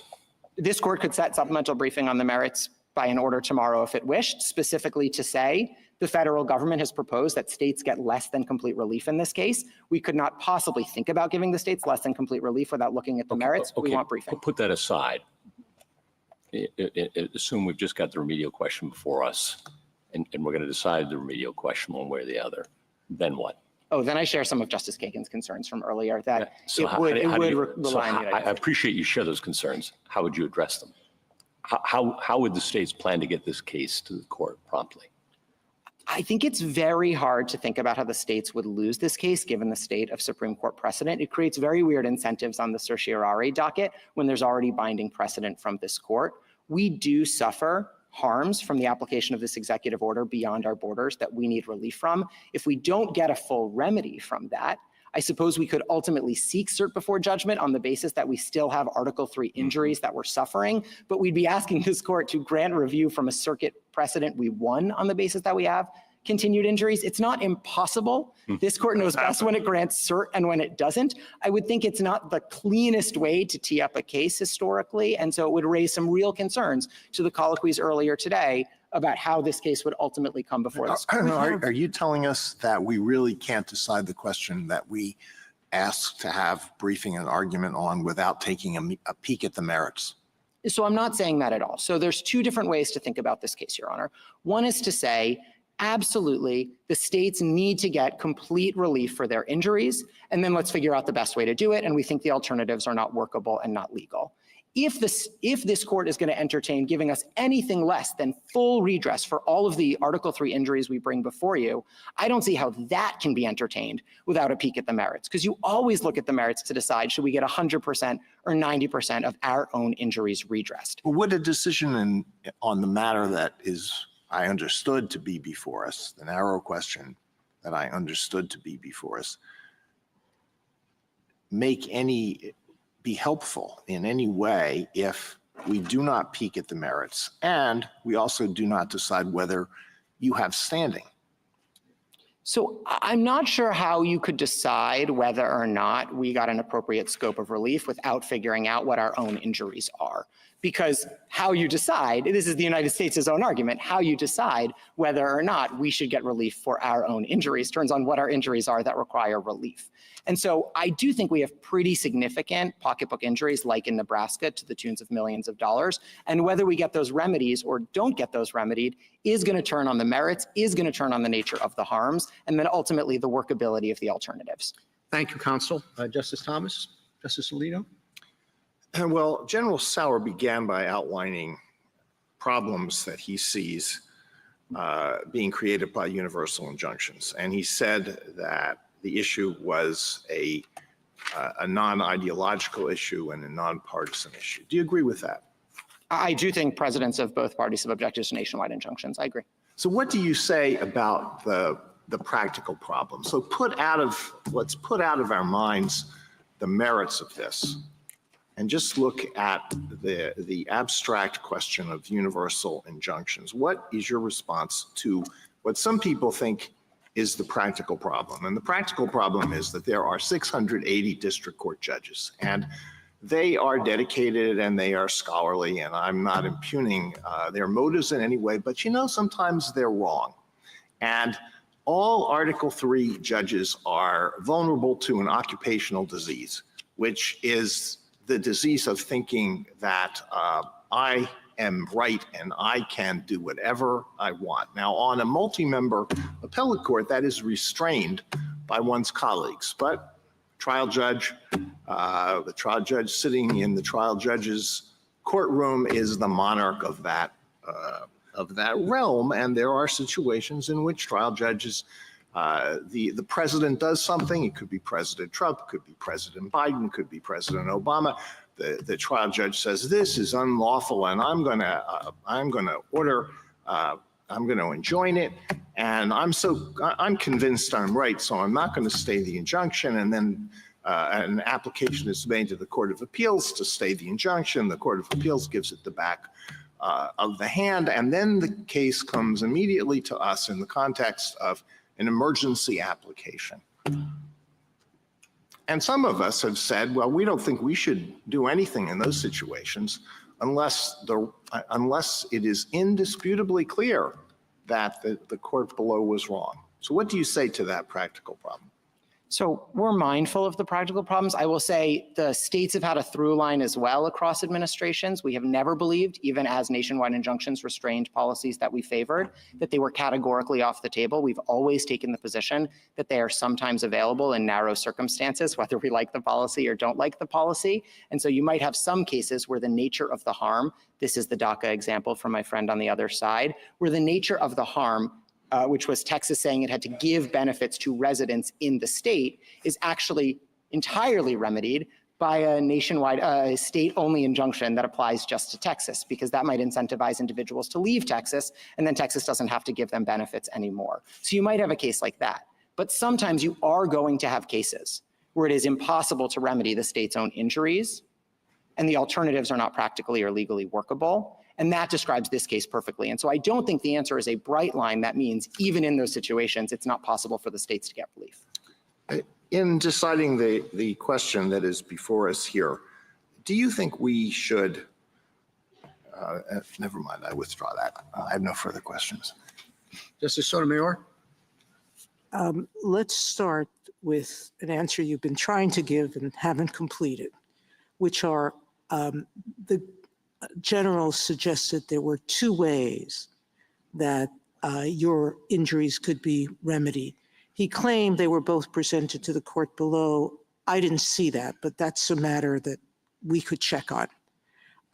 Do you agree with me that they were not presented to the courts below? I do agree with you. So I want to be very clear, because I think there's some confusion across the briefing here. Right. We agree, and I don't think the First Circuit disagreed. They objected to the nationwide injunction in the district court, and we attached the briefing and we attached the transcript. What they didn't do is provide some of the alternatives they've pressed in two sentences in their emergency application. Okay. Yes, they did not. So now go through why you question whether there are two suggestions now that they've only raised before us are inadequate to remedy all of your harms. Yeah, so because complete relief, he says that there is situations in which you grant relief that will benefit third parties. Why is your relief necessary to give you complete relief, even though it benefits these parents in other jurisdictions? So I don't think there's any serious dispute that if you limit the relief to babies born in New Jersey, we won't get complete relief, because 42 U.S.C. 1396A, the Medicaid statute, requires us, the states, to do the citizenship verification. So it's not true that they can simply handle it all for themselves. Federal law requires us to undertake those responsibilities. And we have, in New Jersey, 6,000 babies born out of state every year. When they come into the state and they need benefits, the Boyle Declaration from Massachusetts suggests that's going to cover 40% of kids. They come into our state, they need benefits. We have to do citizenship verifications, which is a burden for us. That's for you in New Jersey, but there's, I think, how many states? That's just an example. We have 23 attorneys general in this. 23 exactly right. attorney generals. So 23 states are going to have babies who were born somewhere else without a birth certificate that you're now, if they move into your state, going to have to do checking on. And that comes to the United States as alternative, Justice Sotomayor, which is they say, okay, maybe their citizenship turns on when they enter New Jersey, maybe for some purposes, maybe for all purposes, depending on which sentence you're looking at in the emergency application. And there are three problems either way. The first is it will undermine the administration of our benefits program. So individuals will move in. When they were born, they were treated as non-citizens. They didn't get Social Security numbers because they wouldn't have been eligible for the enumeration at birth program in their states. And they're going to arrive and they're going to seek benefits that we administer. But federal law requires that they have Social Security numbers for the administration of those benefits. This is 7 USC 2025 for SNAP. This is 42 USC 1320B7 for TANF, for Medicaid, and so on. So they're going to need to have Social Security numbers. They're going to arrive without them, even though they were, under this court's precedents, citizens who should have been in the enumeration at birth program, who should have had Social Security numbers. And it's going to be a burden on us, either in delaying the benefits, training county social service workers, in having to administer benefits without the SSNs on a provisional basis. So that's the administration of the benefits. Let me give an example on participation, which we have responsibility for as well. These are babies who were told that their families were told that the babies are undocumented, they aren't citizens, they're not eligible for these federal programs when they were born. They come into our states, they think they're now ineligible. They don't realize their child is a citizen entitled to these federal benefits. And so what will happen is we bear the responsibility, putting in our own state Medicaid plans, of getting them enrolled. And that's 42 USC 1367BB. So we're responsible for putting in our plan how we're going to enroll them. We have to incur substantially more costs to get them enrolled in our programs because they think they're undocumented, they think they're ineligible because of where they were born, even though their citizenship has now turned on when they cross state lines. And then the last point is, we've never in this country's history since the Civil War had your citizenship turn on when you cross state lines. So we don't have answers to these workability questions, not just because it wasn't presented in the district court, not just because it's 2 sentences in an emergency application, but because for over a century, executive practice has been uniformly to the contrary, building on this court's decision in Wong Kim Ark. So we genuinely don't know how this could possibly work on the ground. And although my friend on the other side has complained that they weren't able to give guidance, the states didn't object to guidance. The states have no quarrel with internal steps. And if they want to put out guidance that says, if Wong Kim Ark gets overruled, this is what we would do, that's fine. What they can't do is require us to take any steps or issue guidance that requires everyone to start planning for something that is so patently against this court's own settled precedent. Now, going back to the history question that Justice Thomas started with, you relied on the Bill of Peace. You relied on the tax injunction of the 19th century, and not so far in the 19th century, 1891, just about the time that the 14th Amendment was adopted, okay? At any rate, there are other cases, one of our amici points out to them, the Pierce versus Society of Sisters case, the West Virginia State Board of Education case. Those were earlier than the 1960s. In the Pierce versus Society of Sisters, the court affirmed a universal injunction that wasn't even sought by the parents, correct? That's right. And there, what we said was their states were imposing criminal penalties on parents who sent their children to private school. And just 2 plaintiff schools sued against that penalty. They sought and won an injunction that categorically restrained the state from enforcing the law. That was 1925, correct? That's right. And similarly with West Virginia, saluting the flag by Jehovah's Witnesses. The injunction was universal. So in answer to Justice Gorsuch's point, we've had universal injunctions in some form, correct?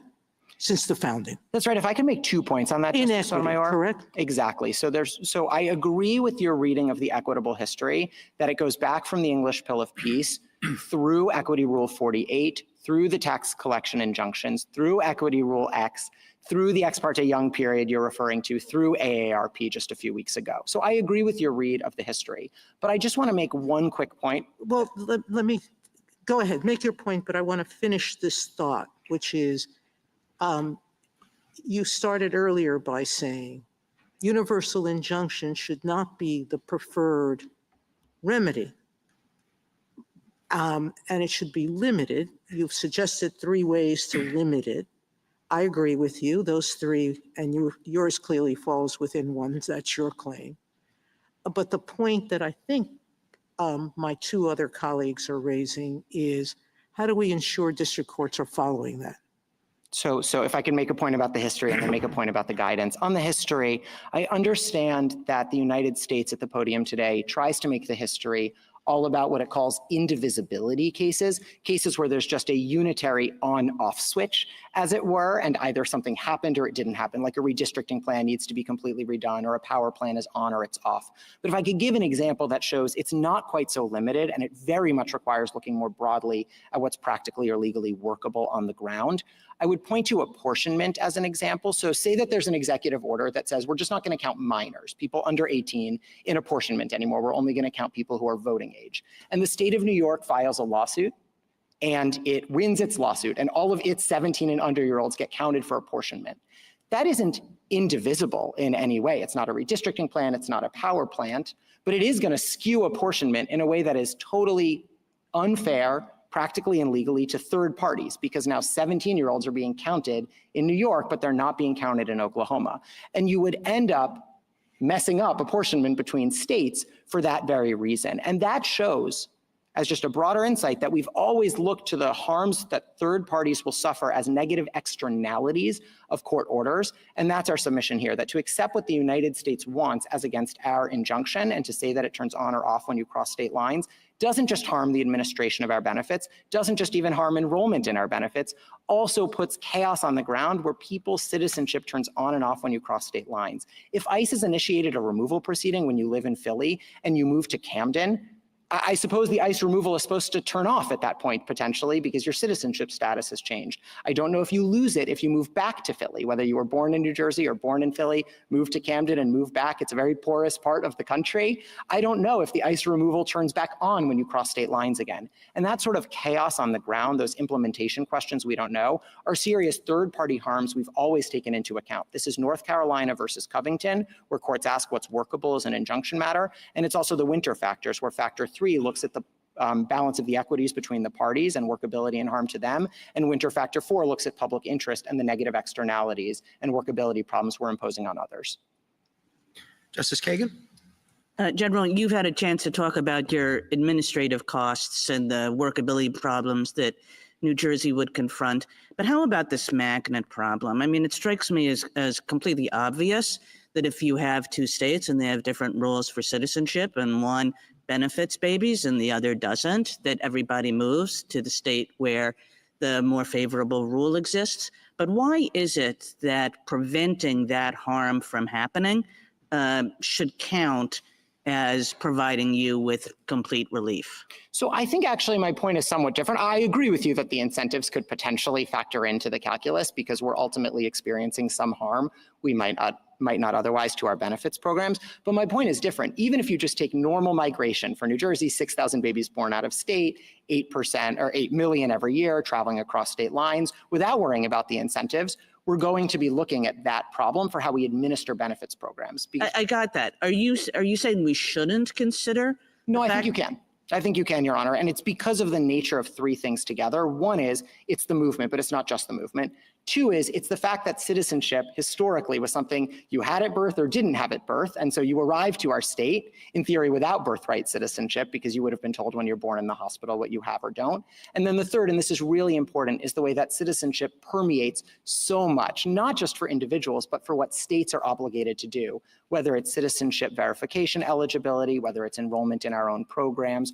Over and over, you see citizenship in Congress's own laws as the on or off switch for our own administration of benefits. And that's actually sort of unique. So I don't think every time people move between states, you automatically need to have a nationwide injunction. What you need is a demonstration about how that's going to contribute to the state's harm.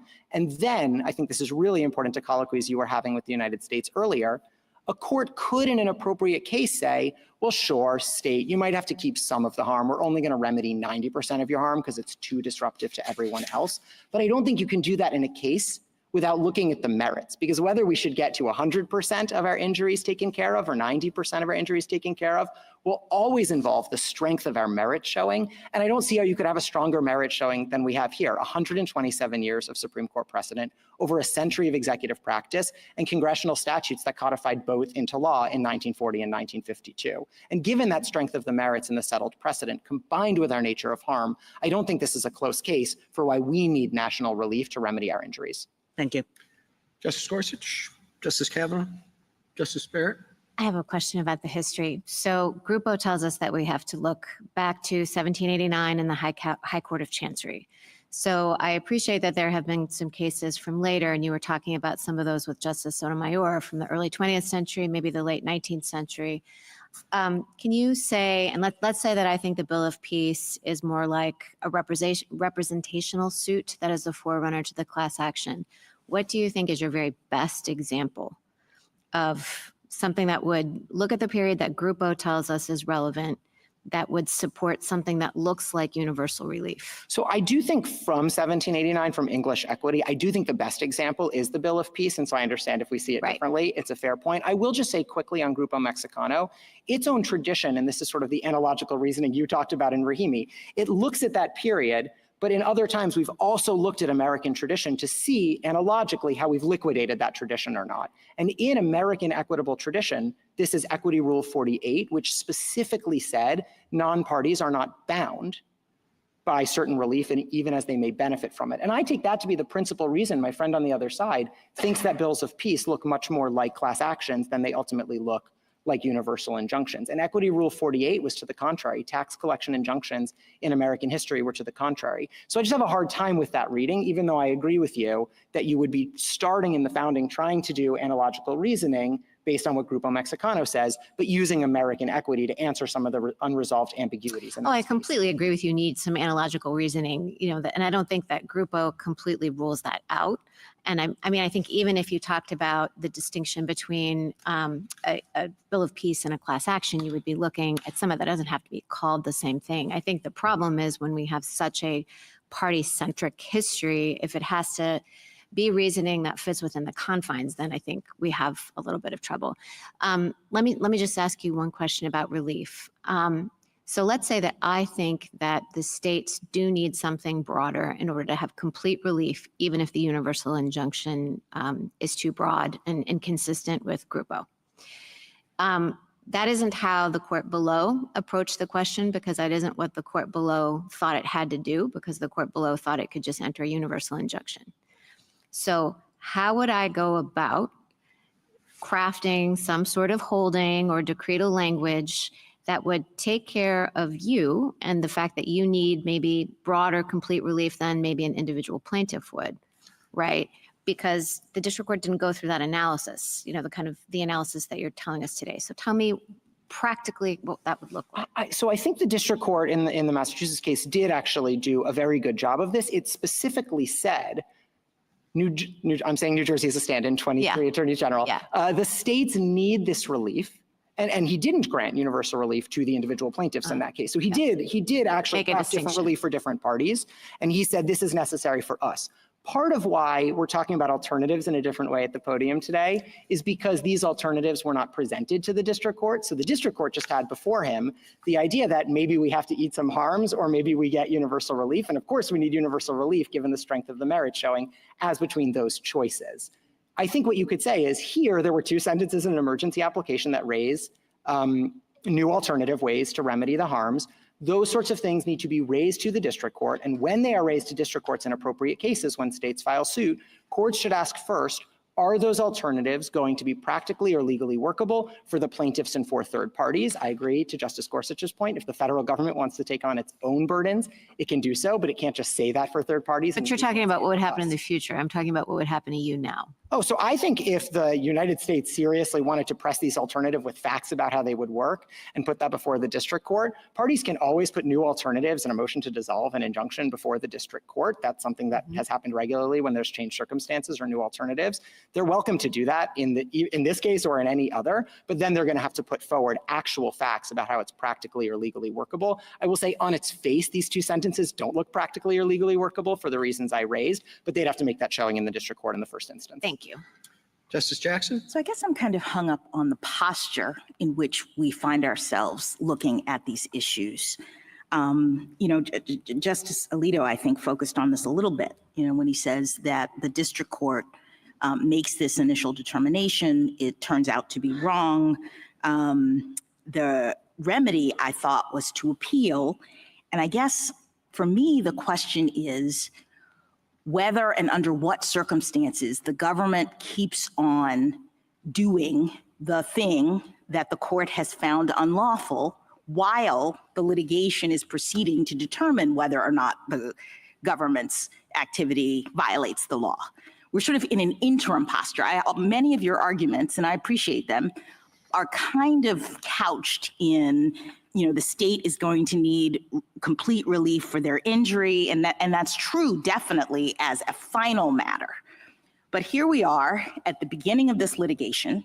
No one has determined whether or not the government's conduct is actually unlawful. We have a district court, several district courts, and now courts of appeals that say it is, and so as an interim matter, we are saying the government has to stop doing it while we litigate the issue of the unlawfulness. To me, that kind of puts the whole thing in a different frame. It's sort of like, why isn't the question in this posture, in this circumstance, can the government or has the government shown that it is going to suffer some sort of harm from being made to completely stop this activity while we're litigating the lawfulness of the conduct? I don't understand. And then you say, yes, we're going to suffer harm. This is the balance of the equities that are, part of the PI and the stay showing. But I just don't understand why that's not the focus here. And I don't know what I apologize because I didn't get a chance to ask Mr. Sauer this, and maybe he can address this on his rebuttal. But, what problem is the government facing as a harm matter from being completely told it has to stop doing this while we, the court system, determine whether or not its conduct is lawful? So we included this in our application. We do think this case is quite unique in that I do think it's hard for the government to show in this particular case that it needs to be able to act contrary to this court's settled precedent. That's obviously come up in a couple of questions today. It's something, if I realize the elephant in the room, I've often been asked to assume that the merits are put to the side, and I'm fine assuming that for those questions. But to your point, you're not wrong. It is quite striking, obviously, that it's not just that district courts are saying, this looks like it might be unlawful. They're saying Wong Kim Ark settled this exact issue 127 years ago. This court has reaffirmed it since. Over a century of executive practices built on that, and Congress has codified that directly into law. So I do think it's a particularly unusual case for the government to be saying that it has been quite so harmed and needs this kind of relief. But at the end of the day, I'm happy to join issue on when relief may or may not be appropriate. And I just think we're clearly on the positive side. But you're saying that at least in some circumstances, from your perspective, in order to even decide whether or not you are entitled to an interim complete injunction, the court's now going to have to peek at the merits while the merits are being litigated. I think the court always has to peek at the merits in deciding whether the party itself should be getting relief from its harms, including complete relief, as even the United States accepts. So those are all four of the winter factors. You have to figure out what the irreparable harm is that you're trying to deal with. You have to figure out if we have a sufficient merits showing in order to eliminate that irreparable harm. And depending on the strength of the merits showing, you're also looking at winter's factors 3 and 4. So this court has given 4 winter factors that I think are quite useful in most cases. I took my friends on the other side to be saying, well, beyond the winter factors, there's this bright line rule from Article 3 or the history of equity that just says it can never get to this point. I obviously disagree a bit with them on the reading of that history, but I just think it has no bearing on the case that the states bring to this court here. Thank you. Thank you, counsel.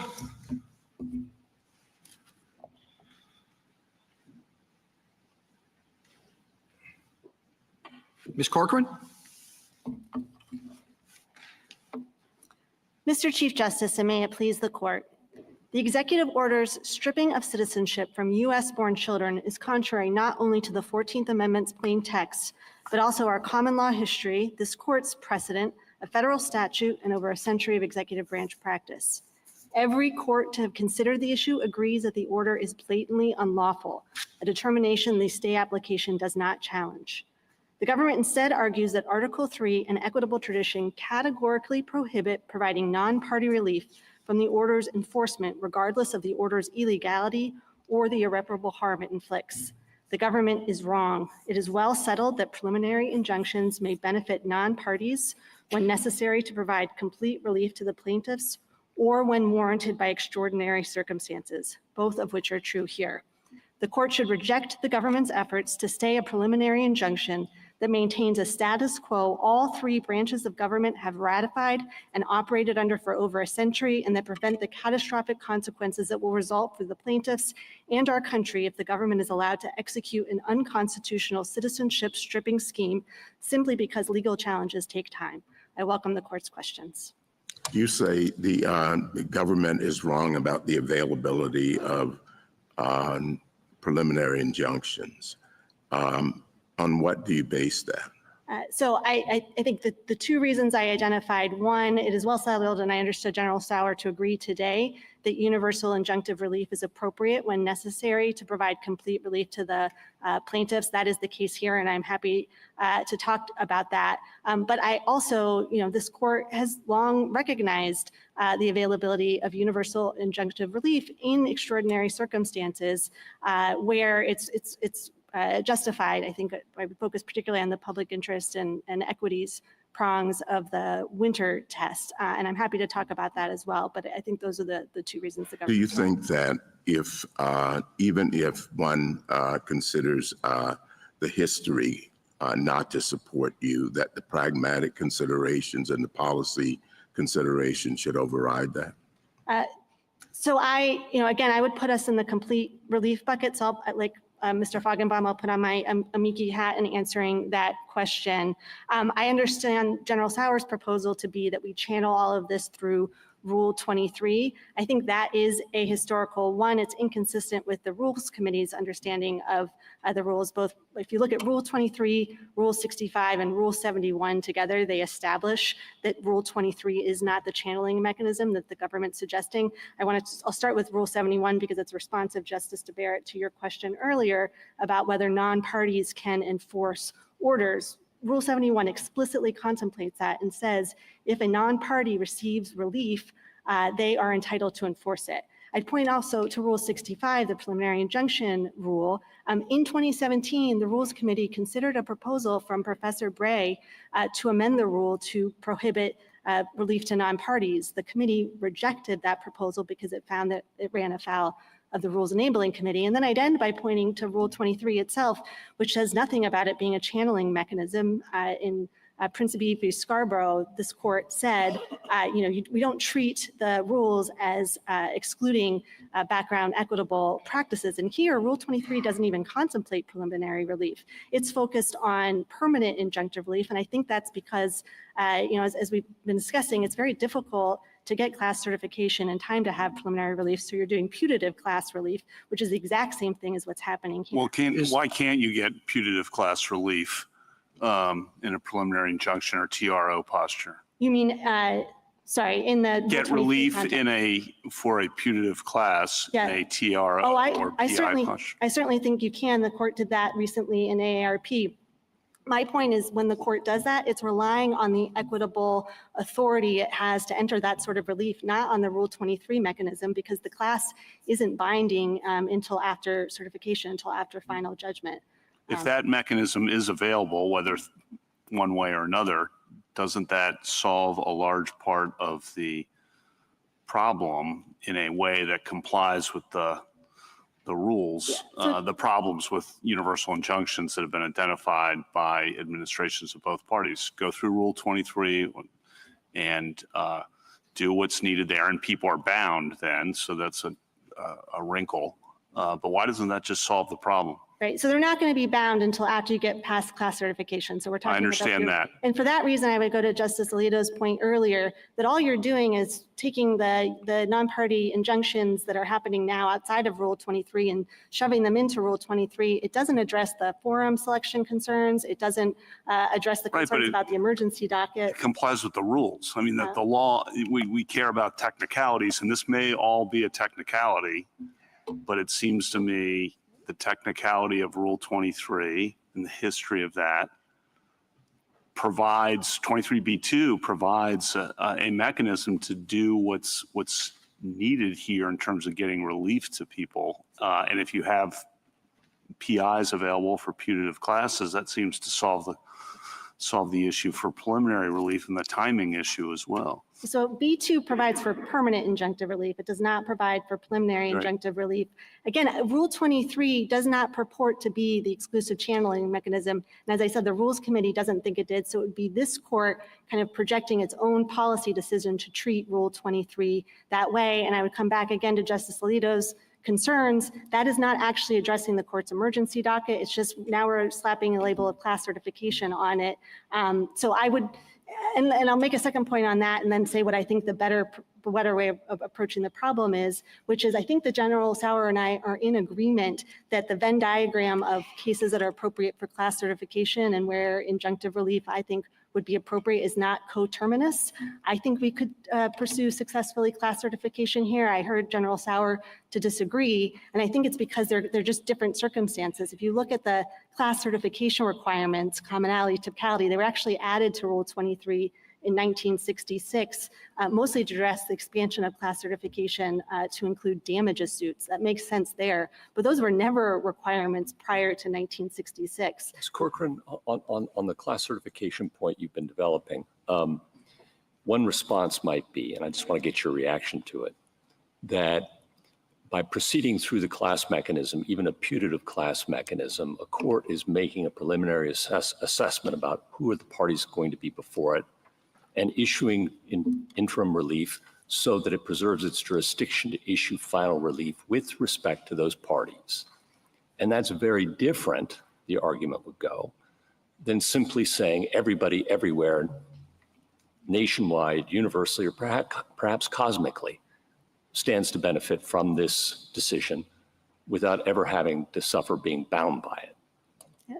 So I would say, again, that's an ahistorical approach. You haven't had that sort of Rule 23. Assume for the moment that we read bills of peace, which I understand to be your best set of cases, to be prototypical of what is now Rule 23.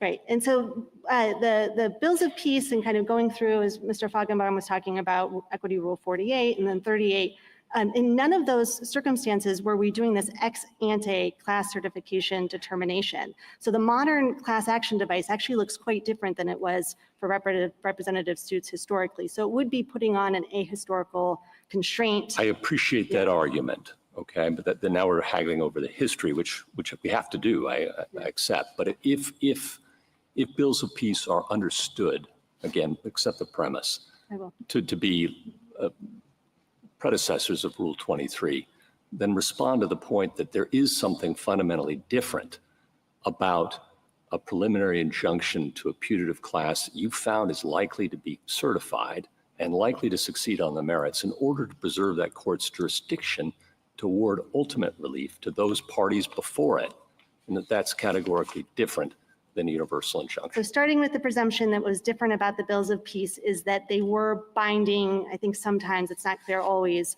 at the end when they were getting to final judgment. I would go back to Grupo Mexicano, to Justice Barrett's point, although that was the high watermark of this equitable originalism, the way the court articulated the test, it focused on 1789, but the actual analysis in Grupo Mexicano focused on 1890 through 1942.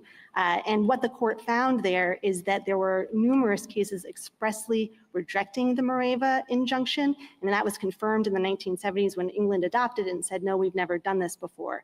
We are in an entirely different world here. One, the cases that Justice Sotomayor laid out earlier all come from between 1890 and 1942, and they suggest that non-party relief was provided for outside of the class action context. But the fact that we have, I think, these very studied scholars in this rigorous debate about what the bills of peace meant, what the railroad cases meant, I think shows that this is very different in Grupo Mexicano. And for the court to kind of delve into that and adopt the categorical rule that the government is suggesting, I think is certainly an overcorrection. It's a hornet's nest on Article 3, right? It calls into concern APA, class action, a whole sort of things. I would suggest that the court instead focus on providing limiting principles within the confines of the Nikin factors of the window. Is there a practical problem? So I want to put aside the history, and I take your points on that. And why you don't think Rule 23 fits. I take your point on that. But if putative class actions and preliminary relief are an option, what then is the practical problem you see as distinct from the current regime? Well, if General Sauer is right in that there are class certification problems here, then in this particular case, you're going to have thousands of Okay, I think you would be arguing that the class should be certified here. Right, but I'm saying the government is So suggesting more that generally, it's- taking it out of this case, if you could, do you see practical problems? Yeah, it would eliminate the associational standing trade cases, the cases brought by the Chamber of Commerce, the NRA, other associations that aren't suitable for class certification. I think also the questions again. What, can you explain that? Well, they wouldn't. So if we were to seek cert, it would be on behalf of our individual plaintiffs. For the same reason that the government would have difficulty seeking class certification, state government. I think associations are not necessarily a good fit for that framework. Again, that's also not solving the court's problem. It's just channeling the problems through a different mechanism. I don't think that can be solved, just to be honest, but that's a separate issue from what the right rule is as to how things transpire in the district courts. Could I perhaps try to solve it in a different way? What I would suggest, we spent some time trying to catalog the cases in which this court has approved universal injunctive relief and the cases in which it's rejected it, with the aim of giving the court maybe a suggestion on how it might affirmatively articulate some limiting principles such that you would not be getting the injunctions that the court thinks are inappropriate, but the ones that the court has approved would still be able to proceed. Again, that's not the categorical rule that the government is suggesting. I think roughly what the court has been doing is saying that universal injunctions are appropriate only in facial challenges involving fundamental constitutional rights, where there are real concerns about whether just the legal and practical availability of relief to similarly situated parties who are also going to experience irreparable harm. I think that maybe explains AARP. Most recently, IRAP would fall into that category. Crucifix, the New York eviction case, would fall in that category. On the other side of the ledger, the court seems to disapprove quite a bit of nationwide injunctions involving discretionary benefits. So that's some of the recent ones that you have undone or stayed. So I think what the court could do is kind of identifying limiting principles that would provide guidance to the lower courts on when it's appropriate to issue these injunctions. The natural home for that is the public interest prong of the Winter test, right? If you're going to issue an injunction that's going to have an impact on other people's, you need to be doing a really muscular public interest assessment before doing that. So that's what I would urge the court. Ms. Corcoran, are you pushing back on the class certification idea because you're worried that there are cases where there will be no certification, but in which broad relief is in fact appropriate, so that the two categories don't line up?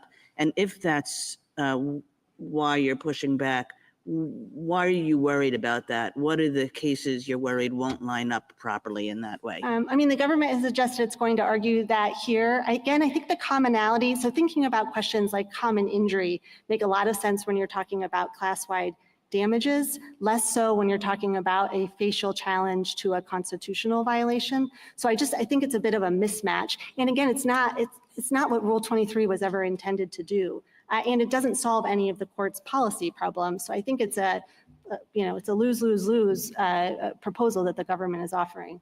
I'm a little concerned that I have focused a lot on my amici hat and haven't actually explained to the court why the injunction is necessary for complete relief here.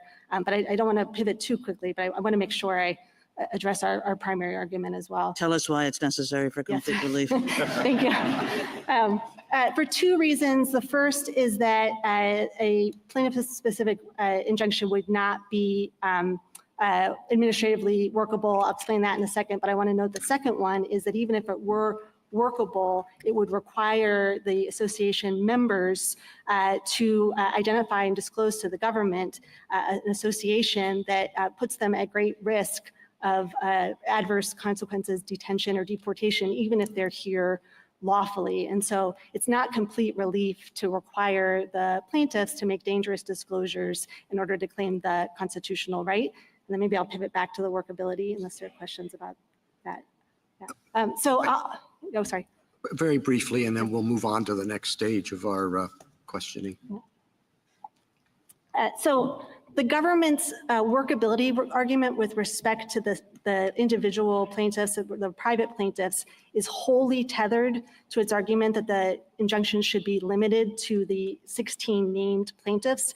It has offered no argument for how it would administer, how state and local agencies could administer an injunction that was narrowed to the ASAP and CASA members. So I think that's probably the end of the road.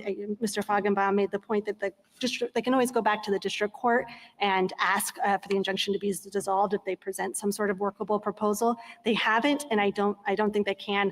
I don't want to talk for too long, but if anyone is interested, I'm happy to answer questions about why I think it's Oh, I'm sure some will be. Yeah. Thank you, though, Counsel. Justice Thomas? Justice Alito? Should we decide or make up our minds on the underlying birthright citizenship question without briefing and argument and deliberation? I think that we would be very eager to do supplemental briefing on that. General Sauer noted that none of the parties had asked for cert before judgment. We couldn't because we keep winning. I will ask right now for cert before. What's the answer to my question?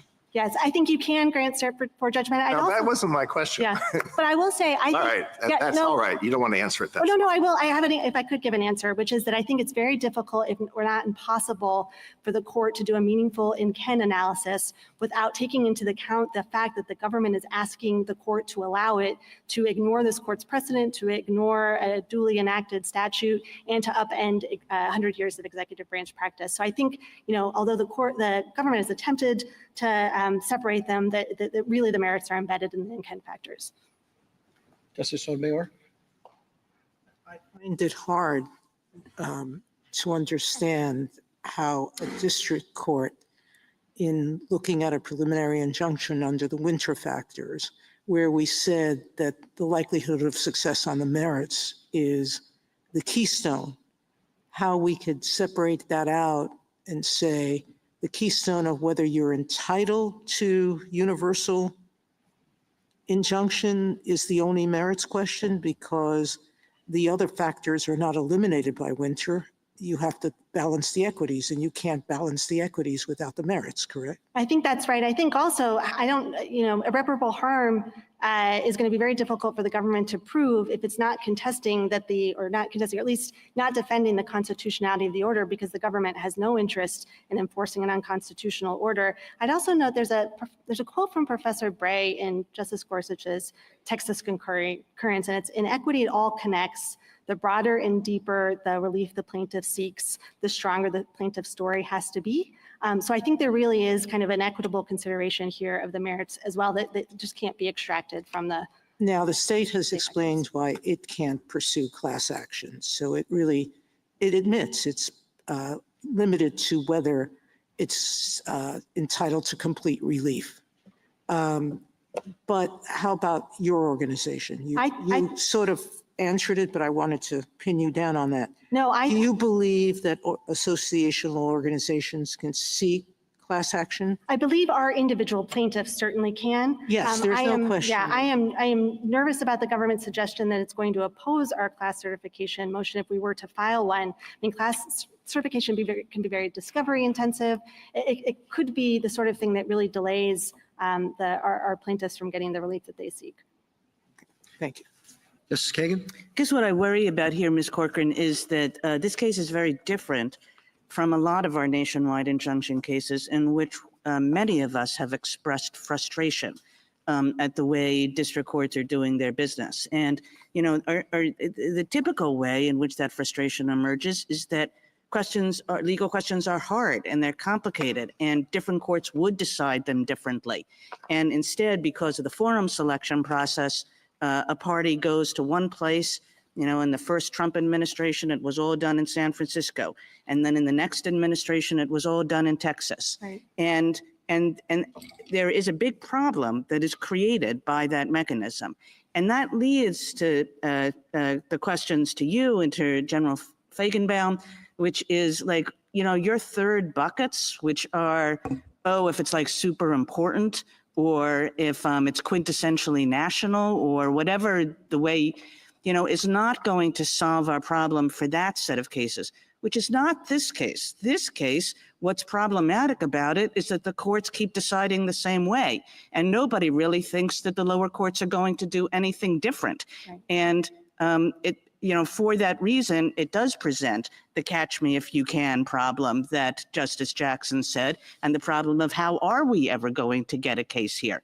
But our general case is not like that. And I just want you to sort of comment on Yeah, I'd say first that the government's proposal of channeling for Rule 23 does nothing to solve anything you just described. I think the limiting principles that I was proposing, which again was just me trying to reflect back to the court, kind of the through lines that it's been identifying, are sufficiently concrete that if this court were to articulate them, it would cut back on the number of universal injunctions. Is it a facial challenge? Does it involve a fundamental constitutional right? Right. Those are concrete questions. And then I would point to Justice Kavanaugh's Poe concurrence. I think vertical stare decisis is going to be important here. When courts enter these sorts of injunctions, they are immediately appealable to the courts of appeals. So if there are any district courts that are kind of getting over their skis on these, it's correctable by the courts of appeals. Justice Gorsuch, Justice Kavanaugh. Some of your concerns about this court being involved, because I'm not sure I really understand that. When a president or an administration enacts some major new rule, the question ultimately, and it's legally challenged, ultimately it'll be a year or two from now, it'll get here and we'll make a final judgment. But the interim status of that rule, as this case illustrates, and many others, vaccine mandate, eviction moratorium, go down the list, they're really important whether they're in effect for that year or two. And I guess I don't know why you should be concerned or we should be concerned about this court playing a role in this. Oh, I don't have concerns about that. I was responding to General Sauer's point that this has become pathological in the number of universal injunctions that are making its way onto the court's emergency docket. Just because there are more significant executive actions over the last three decades. I certainly agree with that. And that are at the Loper Bright and our West Virginia versus EPA are arguably some part of that story as well. I agree completely. And to answer the question you asked General Sauer earlier about why have we seen this proliferation of these universal injunctions, I think it's directly, I would say first that the government, I think, pretty dramatically overstates them. It's double counting TROs and PIs in the same case. But if you look at the number of executive actions in the first 6 weeks of this administration, it's more than any other president issued in a year dating back to 1951 during the Korean War. But I don't assume, I mean, it's, it's going back. It's bipartisan phenomenon, completely bipartisan and completely, in my view, well-intentioned because presidents want to get things done. Right. And I get that. I agree with that. I think it's directly correlated to the number of unilateral executive actions we've seen over the last few years. Administrations. Justice Barrett? Mr. Corcoran, I just have one question. You said that you're in bucket one, so you felt like you were playing kind of the amici role. I understand why you might think you're in bucket one for the associational point. Do you think you're in bucket one for individual plaintiffs?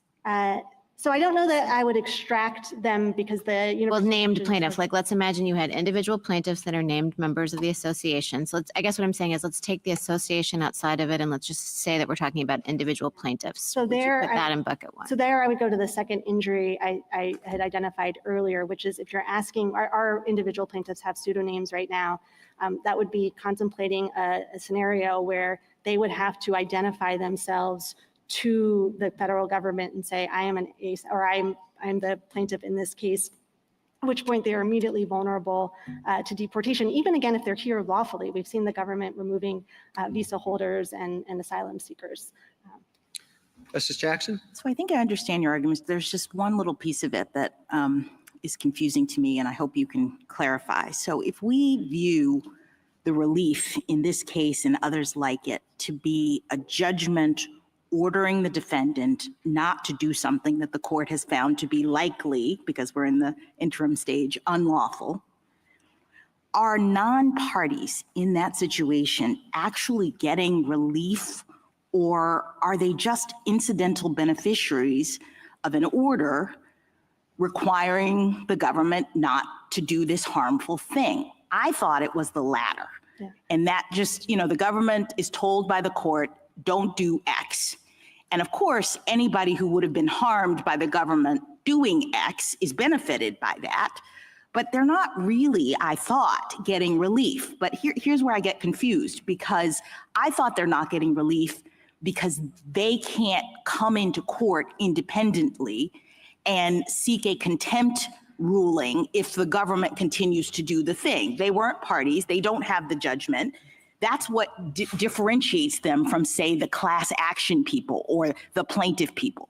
The reason why we have the rules for class action, et cetera, is because at the end of the day, the members of the class are getting a judgment that they can then use to enforce this obligation as against the government, whereas the people in the universal injunction world are just benefiting if the government actually, follows the order. Yeah, I think that what you're articulating is consistent with a long history of precedent and practice. I mean, it's the classic REM case, right? Making a declaration about property. I think Professor Fander's amicus brief is really helpful on that. He talks about the patent laws.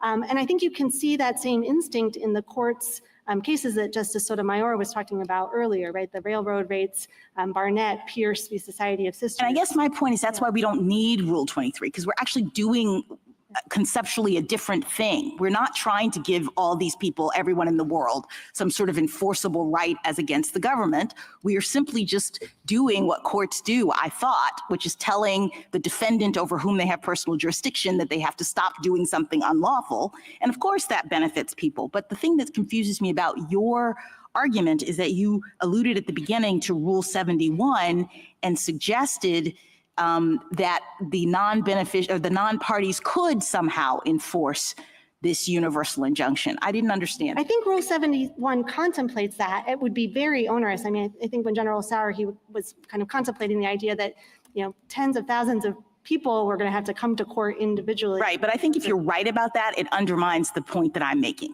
because it puts people in the same place as the class action folks and the parties in a way that I think raises legitimate concerns that some of my colleagues have put forward with respect to universal injunctions. So the thing that distinguishes them is that universal injunctions are not benefiting or giving relief to non-parties in any meaningful sense, is my theory. I think both have always been true, and maybe they're in tension each other, but Rule 71's originated in Equity Rule X, which was enacted was put in place in 1842, which had the same idea of, quite apart from representative suits, non-parties enforcing orders that provided them with relief. Although maybe this, as I'm talking, I think maybe I'm talking about under Rule 71, orders that provide relief. But let me just You're talking about injunctions. Yes, right. what I'm asking you Those are is, different things. in this very case, if we have a series of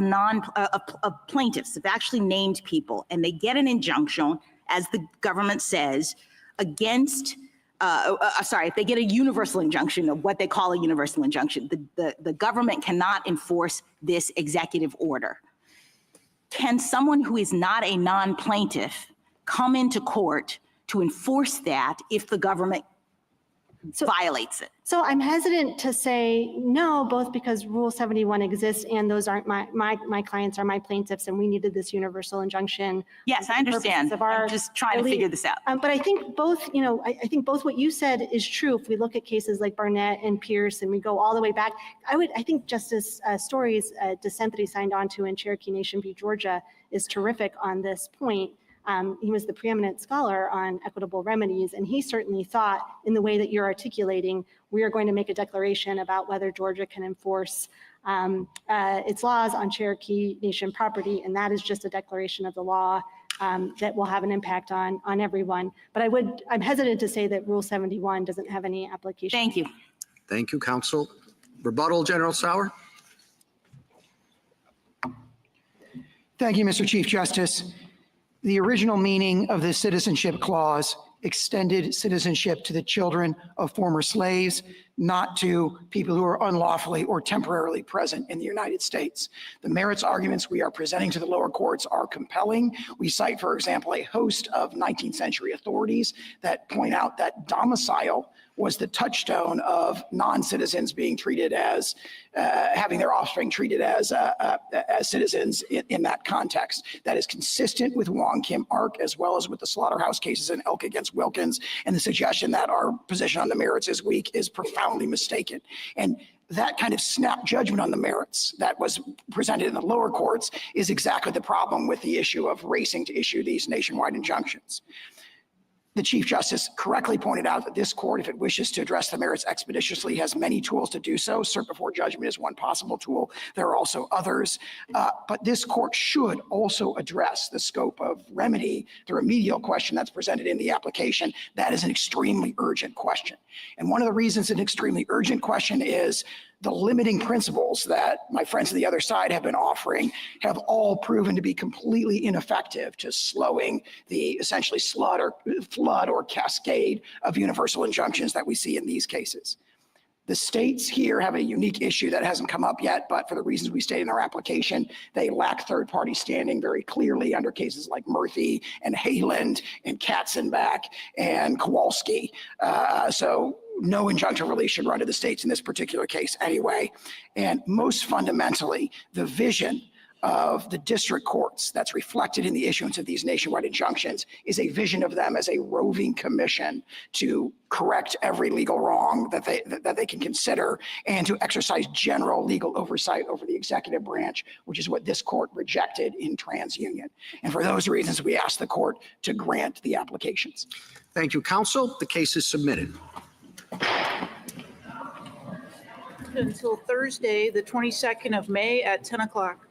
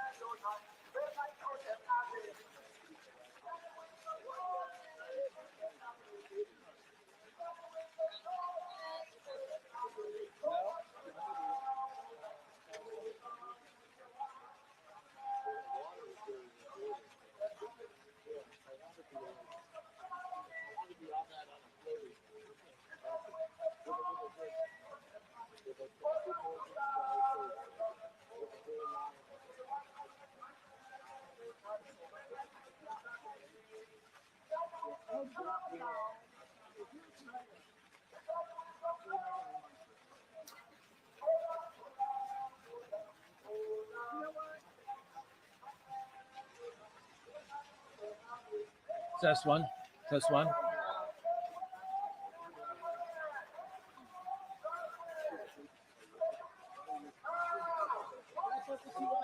Yeah.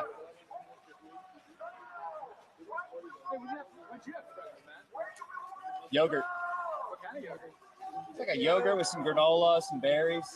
It's a parfait. Let's just call it a parfait. All right. 1 second. Let me get this.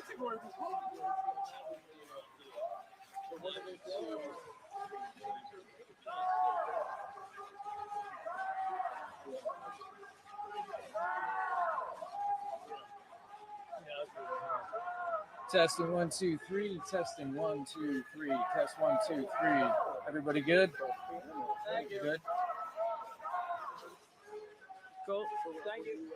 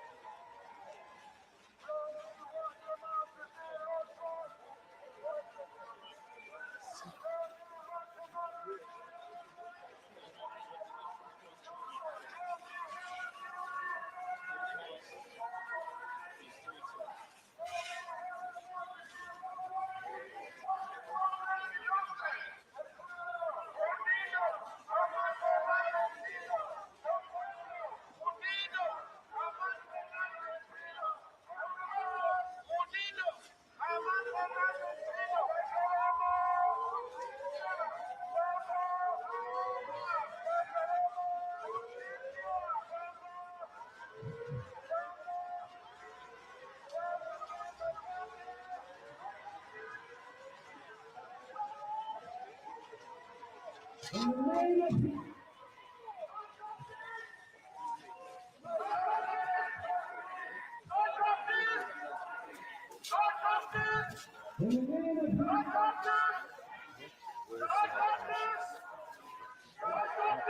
morning, everyone. I think what you heard inside is what us and our colleagues across the country have been saying now since day one of this administration. 157 years ago, we came together as a nation post-Civil War and said never again were we going to debate whether babies born on American soil are entitled to the rights and privileges of American citizenship. And contrary to what the United States is saying, citizenship doesn't turn on or turn off when you cross state lines. Babies born in Philadelphia are subject to the same rights and privileges as babies born in New Jersey. And I have to say, it was astonishing to hear the United States government tell the 9 justices of the Supreme Court that they weren't sure whether they would follow binding court precedent. They weren't sure if they could concede that basic fact that is the underpinning of the rule of law in this nation. This case is about birthright citizenship, but it's about whether the rule of law and the constraints on the executive, and as Justice Jackson said, whether the president can act like a king. The answer I think the court is going to say is no, he cannot. I'm proud to join my colleagues. I'm very proud of our Solicitor General, Jeremy Feigenbaum, for the work he did inside, and I look forward to the court's opinion in this case. I'll turn it over to Attorney General Nick Brown from the state of Washington. Good afternoon, and thank you, AG Plotkin. I'm incredibly proud of the team effort that led to this moment today and the work that we have moving forward. The unfortunate reality that we are facing now in America is that it is incumbent upon attorney generals to stand up and protect Americans from their president. Because time and time again, this president is acting unlawfully in violation of the Constitution, and we cannot address a more fundamental issue than the one the court is beginning to address today, than what it means to be an American in the United States. And all of the precedent is on the side of the state actors here. Time and time again, the Supreme Court has weighed in on this and affirmed that if you were born in the United States, that you are a citizen. That is backed up by congressional action, that is backed up by the whole weight of legal scholarship on this issue. And we could see how the justices began to dissect the absurdity of the United States position, that you would cross the border of my state in Washington and move to Idaho and you would lose your citizenship, that you would move from any one state that has participated in litigation and lose your rights and privileges that come with being an American citizen. It's an absurd argument, and we think we saw the justices start to unravel that today. But we obviously have important work forward, and I'm really excited about the team effort here. And I'd love to turn it over to my colleague and AG Campbell from Massachusetts. Thank you, AG Brown, and thank you, AG Tong, AG Plotkin, and frankly, I'm really proud to be a part of this team. It is a team of, sadly, only Democratic AGs that are stepping up to protect the rule of law. All of us, I think, will say we're extremely grateful for the thoughtfulness of every justice, frankly, in this hearing, not only of the presentation by our team, but the questions that were asked. And what they made abundantly clear, I think, and I'm optimistic and hopeful, is that the importance of not only possibly taking a peek at the merits of this case, which we all agree and have firmly stood by, that this is not only unlawful action by the president, but that he does not have the power through an executive order to dismantle the 14th Amendment and especially birthright citizenship, which has been the law of the land for close to 150 years. What I also appreciated, though, by the posture of these folks and these justices and our team is that they recognize that when one baby is born in one state, that sometimes that baby will leave our respective states and go to another and receive the benefits and privileges in another state. And that it is really important that they look at the decisions of our lower courts, the thoughtfulness of the decisions of our lower courts, and recognize if they do not get this right, that we will be harmed as states, and that it is unpractical that this would be able to work, this unlawful action by the president. But I think what's most important is not just a limited argument today, is that everyone should care about this birthright citizenship issue. It is not just about the access to citizenship and the privileges afforded by citizenship. If they can dismantle the 14th Amendment in our Constitution, they can also dismantle the other rights and privileges afforded our residents. First Amendment, Second Amendment, you name it. So we stood up from day one protecting this, understanding that it is bigger than the birthright citizenship issue, while it's equally, of course, important that we care about it. And lastly, I will say why I'm proud of my colleagues is we recognize that while we do the work to protect the rule of law, we don't take our eyes off the issues that matter the most to the people of this country, which still is affordability and economics, and we're addressing those issues too, and I'm really proud of that. So I'm glad and proud to turn it over to AG Tong, but most importantly, glad to be a part of this team representing Massachusetts. Thank you. Thank you. William Tong, Attorney General for the state of Connecticut. Really proud to stand as part of this coalition. And I just want to thank New Jersey, Jeremy Feigenbaum, for his incredible work today on behalf of all of us in the Supreme Court.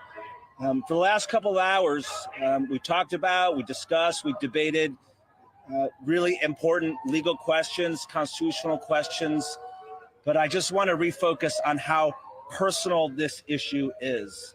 General Brown talked about how this is about the 14th Amendment and a provision of our Constitution, not just a statute, not just a law, the U.S. Constitution that enables and establishes that millions of Americans are Americans, that we are citizens.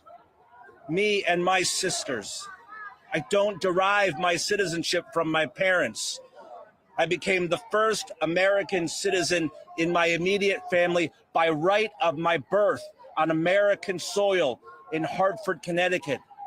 And that is true today about millions upon millions of Americans, not just babies, not just children, not just people in Washington, New Jersey, Massachusetts that will soon be born and will become, we hope, because of what we did here today, Americans like all of us.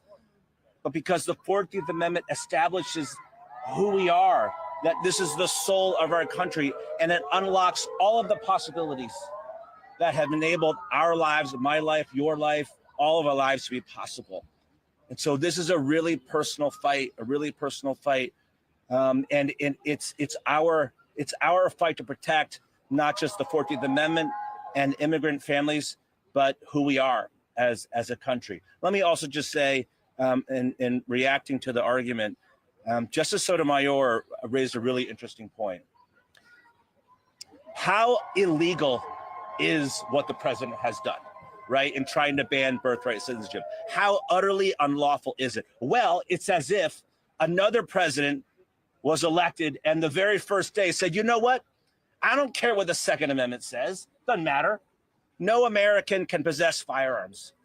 Can you imagine if another president tried to do that in the very first hours of their new presidency? People would lose their minds. That's how utterly unconstitutional this action is on the merits. And that's why it's so important that we're here and fighting this battle on behalf of the American people today. Thank you. Thank you, General Tong. By the way, I didn't introduce myself. I'm Matt Black, the Attorney General of New Jersey. Happy to take some questions. All right, General, I have a quick question. Just a question to the examiner.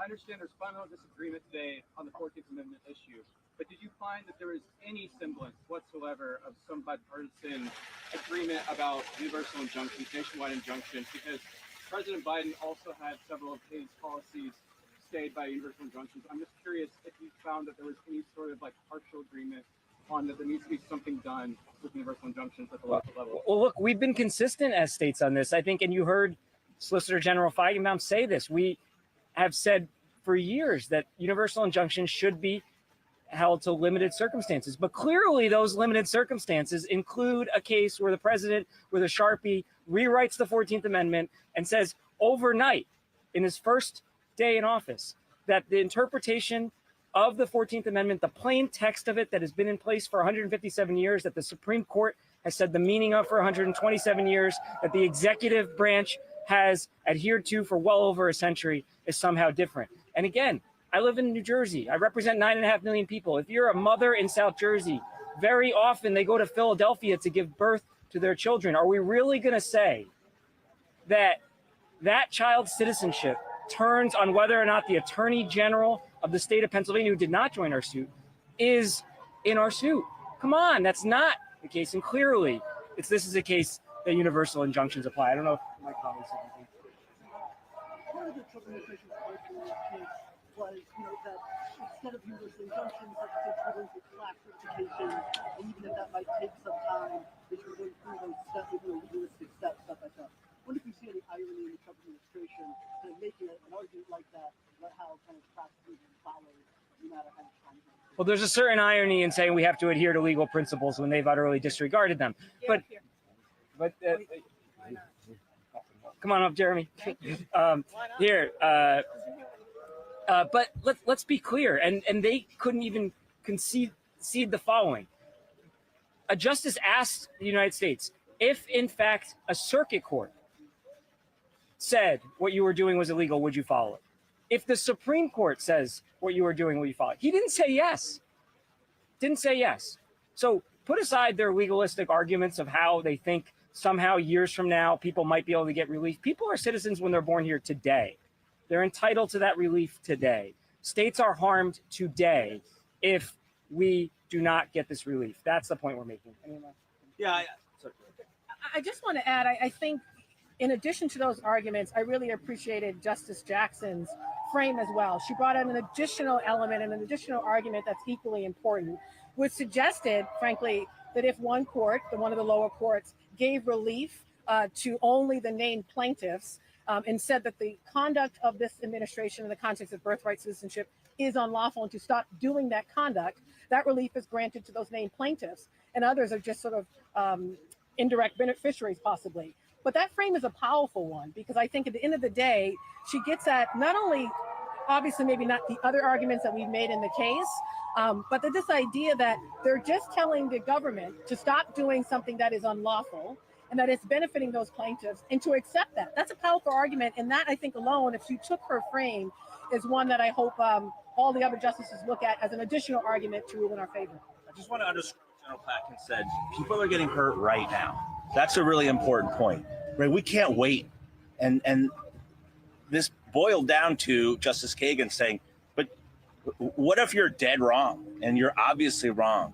And can we not take action when people are getting hurt? If a baby is born in Washington State, right, in the next hour or in Connecticut, and they're denied citizenship, we're not there yet, but if they're denied citizenship, then what? Are they stateless? What are their parents supposed to do? Do they go underground? Can they get health care? Can they go to the emergency room? Should they sign a lease? Should they go to work? Right? All the decisions that parents, families have to make are thrown into chaos. And downstream of that, I mean, the immediate families, they're the ones getting hurt. The people that live in our states are getting hurt. But not too far downstream of that is, what are we supposed to do to take care of all those people? They're our responsibility. What are states supposed to do? Any other questions? Yeah. Do you think that the justices will explore the middle of the ground eliminating universal injunctions? Well, I think you heard a lot of skepticism today to the argument about eliminating universal injunctions. And again, as I said, we've said for years that they should be reserved for limited circumstances, but this is clearly one of the circumstances that it applies to. Any other questions? If the court ends up siding with the administration in this, will that hinder your efforts that are ongoing? Ongoing with respect to birthright citizenship, or? As Attorney General, Yeah. Yeah, well, look, in this case, as we laid out, if the court were to narrow the injunction just to the states in the suit, we would all be harmed. I mean, raise your hand if you haven't lived in more than one state. Babies are born, 6,000 babies are born outside of New Jersey and move into New Jersey every year. We'd have to be sitting there parsing through which state, which hospital those babies were born in, whether or not they're entitled to benefits in our state. And more fundamentally, we'd be parsing through whether we're treating for the first time since the United States Civil War, okay, 157 years, that we would have to sit there and say, are we going to treat babies differently as citizens or not, whether or not they were born in states that are part of this lawsuit?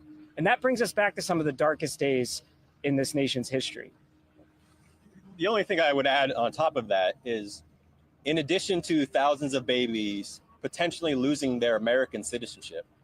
You're going to have a class of children born in this country that may not have a citizenship of any country. And there was questions by the justices brought out today talking about how other countries only afford citizenship if you're born in their country. So you're going to have people that not only lose the rights and benefits and privileges and honor of being an American, but they have no benefits whatsoever. It might be stateless. What do we do with those children? How do we address the problems that they are facing? So not only do we think that we need to prevail to ensure what it means to an American, but protect the rights of all the children that are born here to not deal with the complete lawlessness that might come from this presidential action. And just to add on to my colleagues, an additional harm if the court gets this wrong is we would require those unborn babies and their families to somehow now access the courts on their own. And I think Justice Kagan said this well, if they couldn't afford a lawyer or if they couldn't afford someone to help them through that process, well, good luck. It's difficult for them to get any type of relief, which I was really hopeful to hear, not only the questions around that, but the practicality and the harm that would cause states and individuals who would want to seek some type of relief, but who wouldn't be able to. Oh, sorry. I want to thank you all. And I just want to note, this suit, again, I'm just so proud of my colleagues who are here and the other, do the math, 18? And General, I have to say, General Rob Bonta, Attorney General Rob Bonta, was trying to be here and he had some flight challenges. So I want to thank California as well for their leadership. We're proud to stand up for the rule of law. And what we saw in there is the rule of law working. 9 justices asking tough questions, people responding to them. We may have differences of opinion, but that's how the law is supposed to work. And I hope that this administration, when this decision comes down and when other decisions come down that affect the unlawful actions that they've taken, that we collectively, the reason why you're getting so many injunctions issues because they're violating the law at unprecedented rates. I hope that they stop saber rattling about whether they'll in fact follow those orders and start following the law. That is what this country is based on. The 14th Amendment is a prime example of that. You do not get to rewrite it with a Sharpie. You have to follow the law. Thank you all. Thank you. Thank you.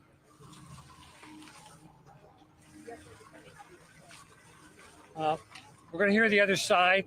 My name is Paul Kamenar with the National Legal Policy Center. With me is John Eastman from the Claremont Institute, who filed a brief supporting the government's position and would like to say a few words about the argument today. John? Thank you, and I'll be happy to take questions, but I want to begin with General Sauer's closing remarks on the merits.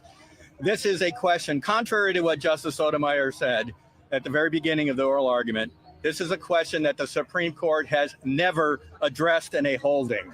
Never. Not in Wong Kim Ark. That case dealt explicitly with the children born of lawfully and permanently domiciled parents. The 3 other cases she cited were the purest form of dicta, just a statement in passing, no part of the holding of those cases. And I think the historical record is much stronger in favor of President Trump's executive order than the 3 or 4 justices that commented about the merits were willing to accept. They were quite clear. When you said subject to the jurisdiction, what did you mean? Only territorial jurisdiction subject to our laws? Or did you mean something more? And the chief author of the 14th Amendment and the author of that particular language said it means complete jurisdiction, not owing allegiance to any foreign power. That's what it means. The Supreme Court in 1873, the Supreme Court in 1884, the Secretary of State in the 1870s and 80s, all the way up until the 1960s, agreed that it required more complete jurisdiction, not simply territorial subject to our laws while you're here jurisdiction. Our passport forms, which require you to prove citizenship all the way up until 1966, required not just you to say where you were born in the United States, but what the status of your parents is when you were born. Were they naturalized citizens or lawful permanent residents, or were they temporary sojourners, temporary visitors? So the notion that this was well settled in the 14th Amendment's plain text or with 100 years of precedent is just blatantly false. And I was glad to see General Sauer say that. It's a close and open question what the Supreme Court is going to do on the merits, but I will tell you it's much closer than the lower courts and these hand-selected jurisdictions have treated it as. We're talking about the remedy issue. Oh, you know, one other thing about the remedy, which I was surprised didn't come up at all. On a preliminary injunction, the harm that's being caused to you has to be something that cannot be remedied after the fact. Take the typical employment unlawful discharge case. You don't get a preliminary injunction because if you win on the unlawful discharge at the end, you can be fully compensated with back pay and interest and what have you. What's the irremediable harm here if they win is that you get a birth certificate that says you're a citizen after the fact, or any benefits that you've been deprived of in the interim can be paid back. That's not irremediable harm, and that's normally a key requirement of injunctive relief, preliminary injunctive relief. I was surprised we didn't see any discussion about that issue at all. Any questions? Yes, the Trump administration in other cases, in certain immigration cases, has argued that it would, that due process, it takes a lot of time to go through the due process, and that there's too many immigrants named at once. In this case, have argued that that there should be more time taken to consider class relief and certain things like that, but all the steps that be taken. If you see any contradiction or tension. Well, I don't. Most of the folks that are being deported have already had due process. So take the lead case, the Trenta Orrego guy that was supposedly wrongly deported. That was not true, of course. He had 2 levels of due process. He had a Bureau of Immigration hearing and a BIA appeal that found him deportable, found him unlawfully in the country. And the courts have been very clear. The level of due process you get depends on the circumstances. And the level of due process you get in deportation proceedings is significantly lower than in a criminal proceeding. And so I think they have provided that due process. And here, all we're looking at, what we've got, and I think Justice Kagan's comment at the very end was, I think, very insightful. These nationwide injunctions encourage forum shopping. When Biden or Obama was president, the forum was Texas. Now we see California or Seattle or Boston or DC.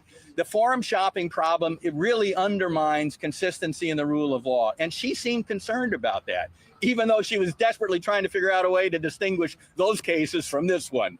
But the forum shopping is a problem. And I think what the Department of Justice is asking is, there may be other courts that weigh in on this that come at it from the other side without the presumption that this was blatantly unconstitutional. The Seattle judge said, I haven't even read your briefs or heard your argument. I've already signed the injunctive order because I don't need to. He wasn't even willing to listen to the very significant historical record and prior precedent to the contrary. That's a real problem for the rule of law. And to get a little more percolation on that from the lower courts, I think would be of help to the Supreme Court when they do finally confront the merits. Any other questions? Okay, thank you very much. Thank you all.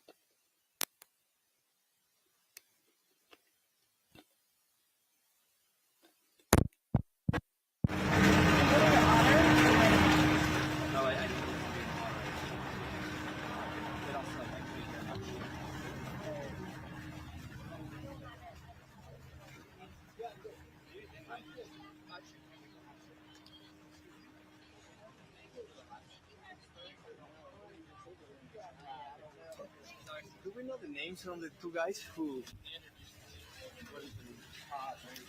Here all day, I'm ready to pass out.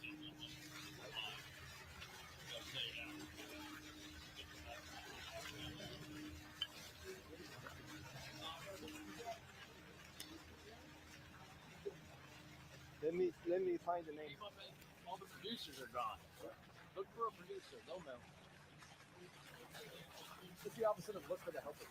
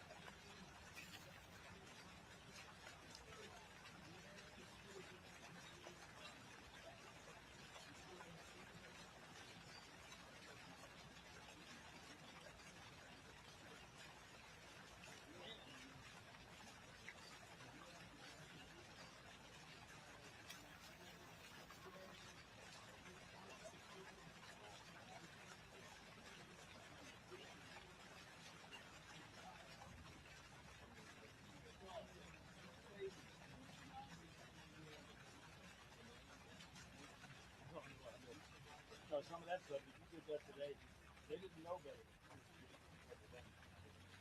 They knew. You probably shouldn't do this.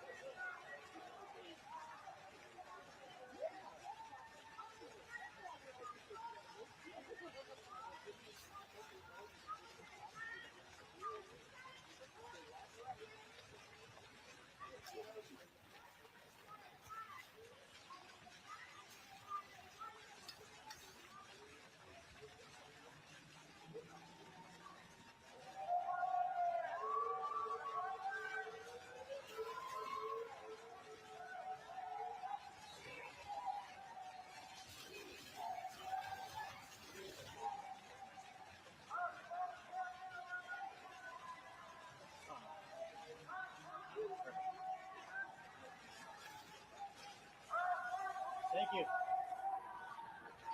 Oh.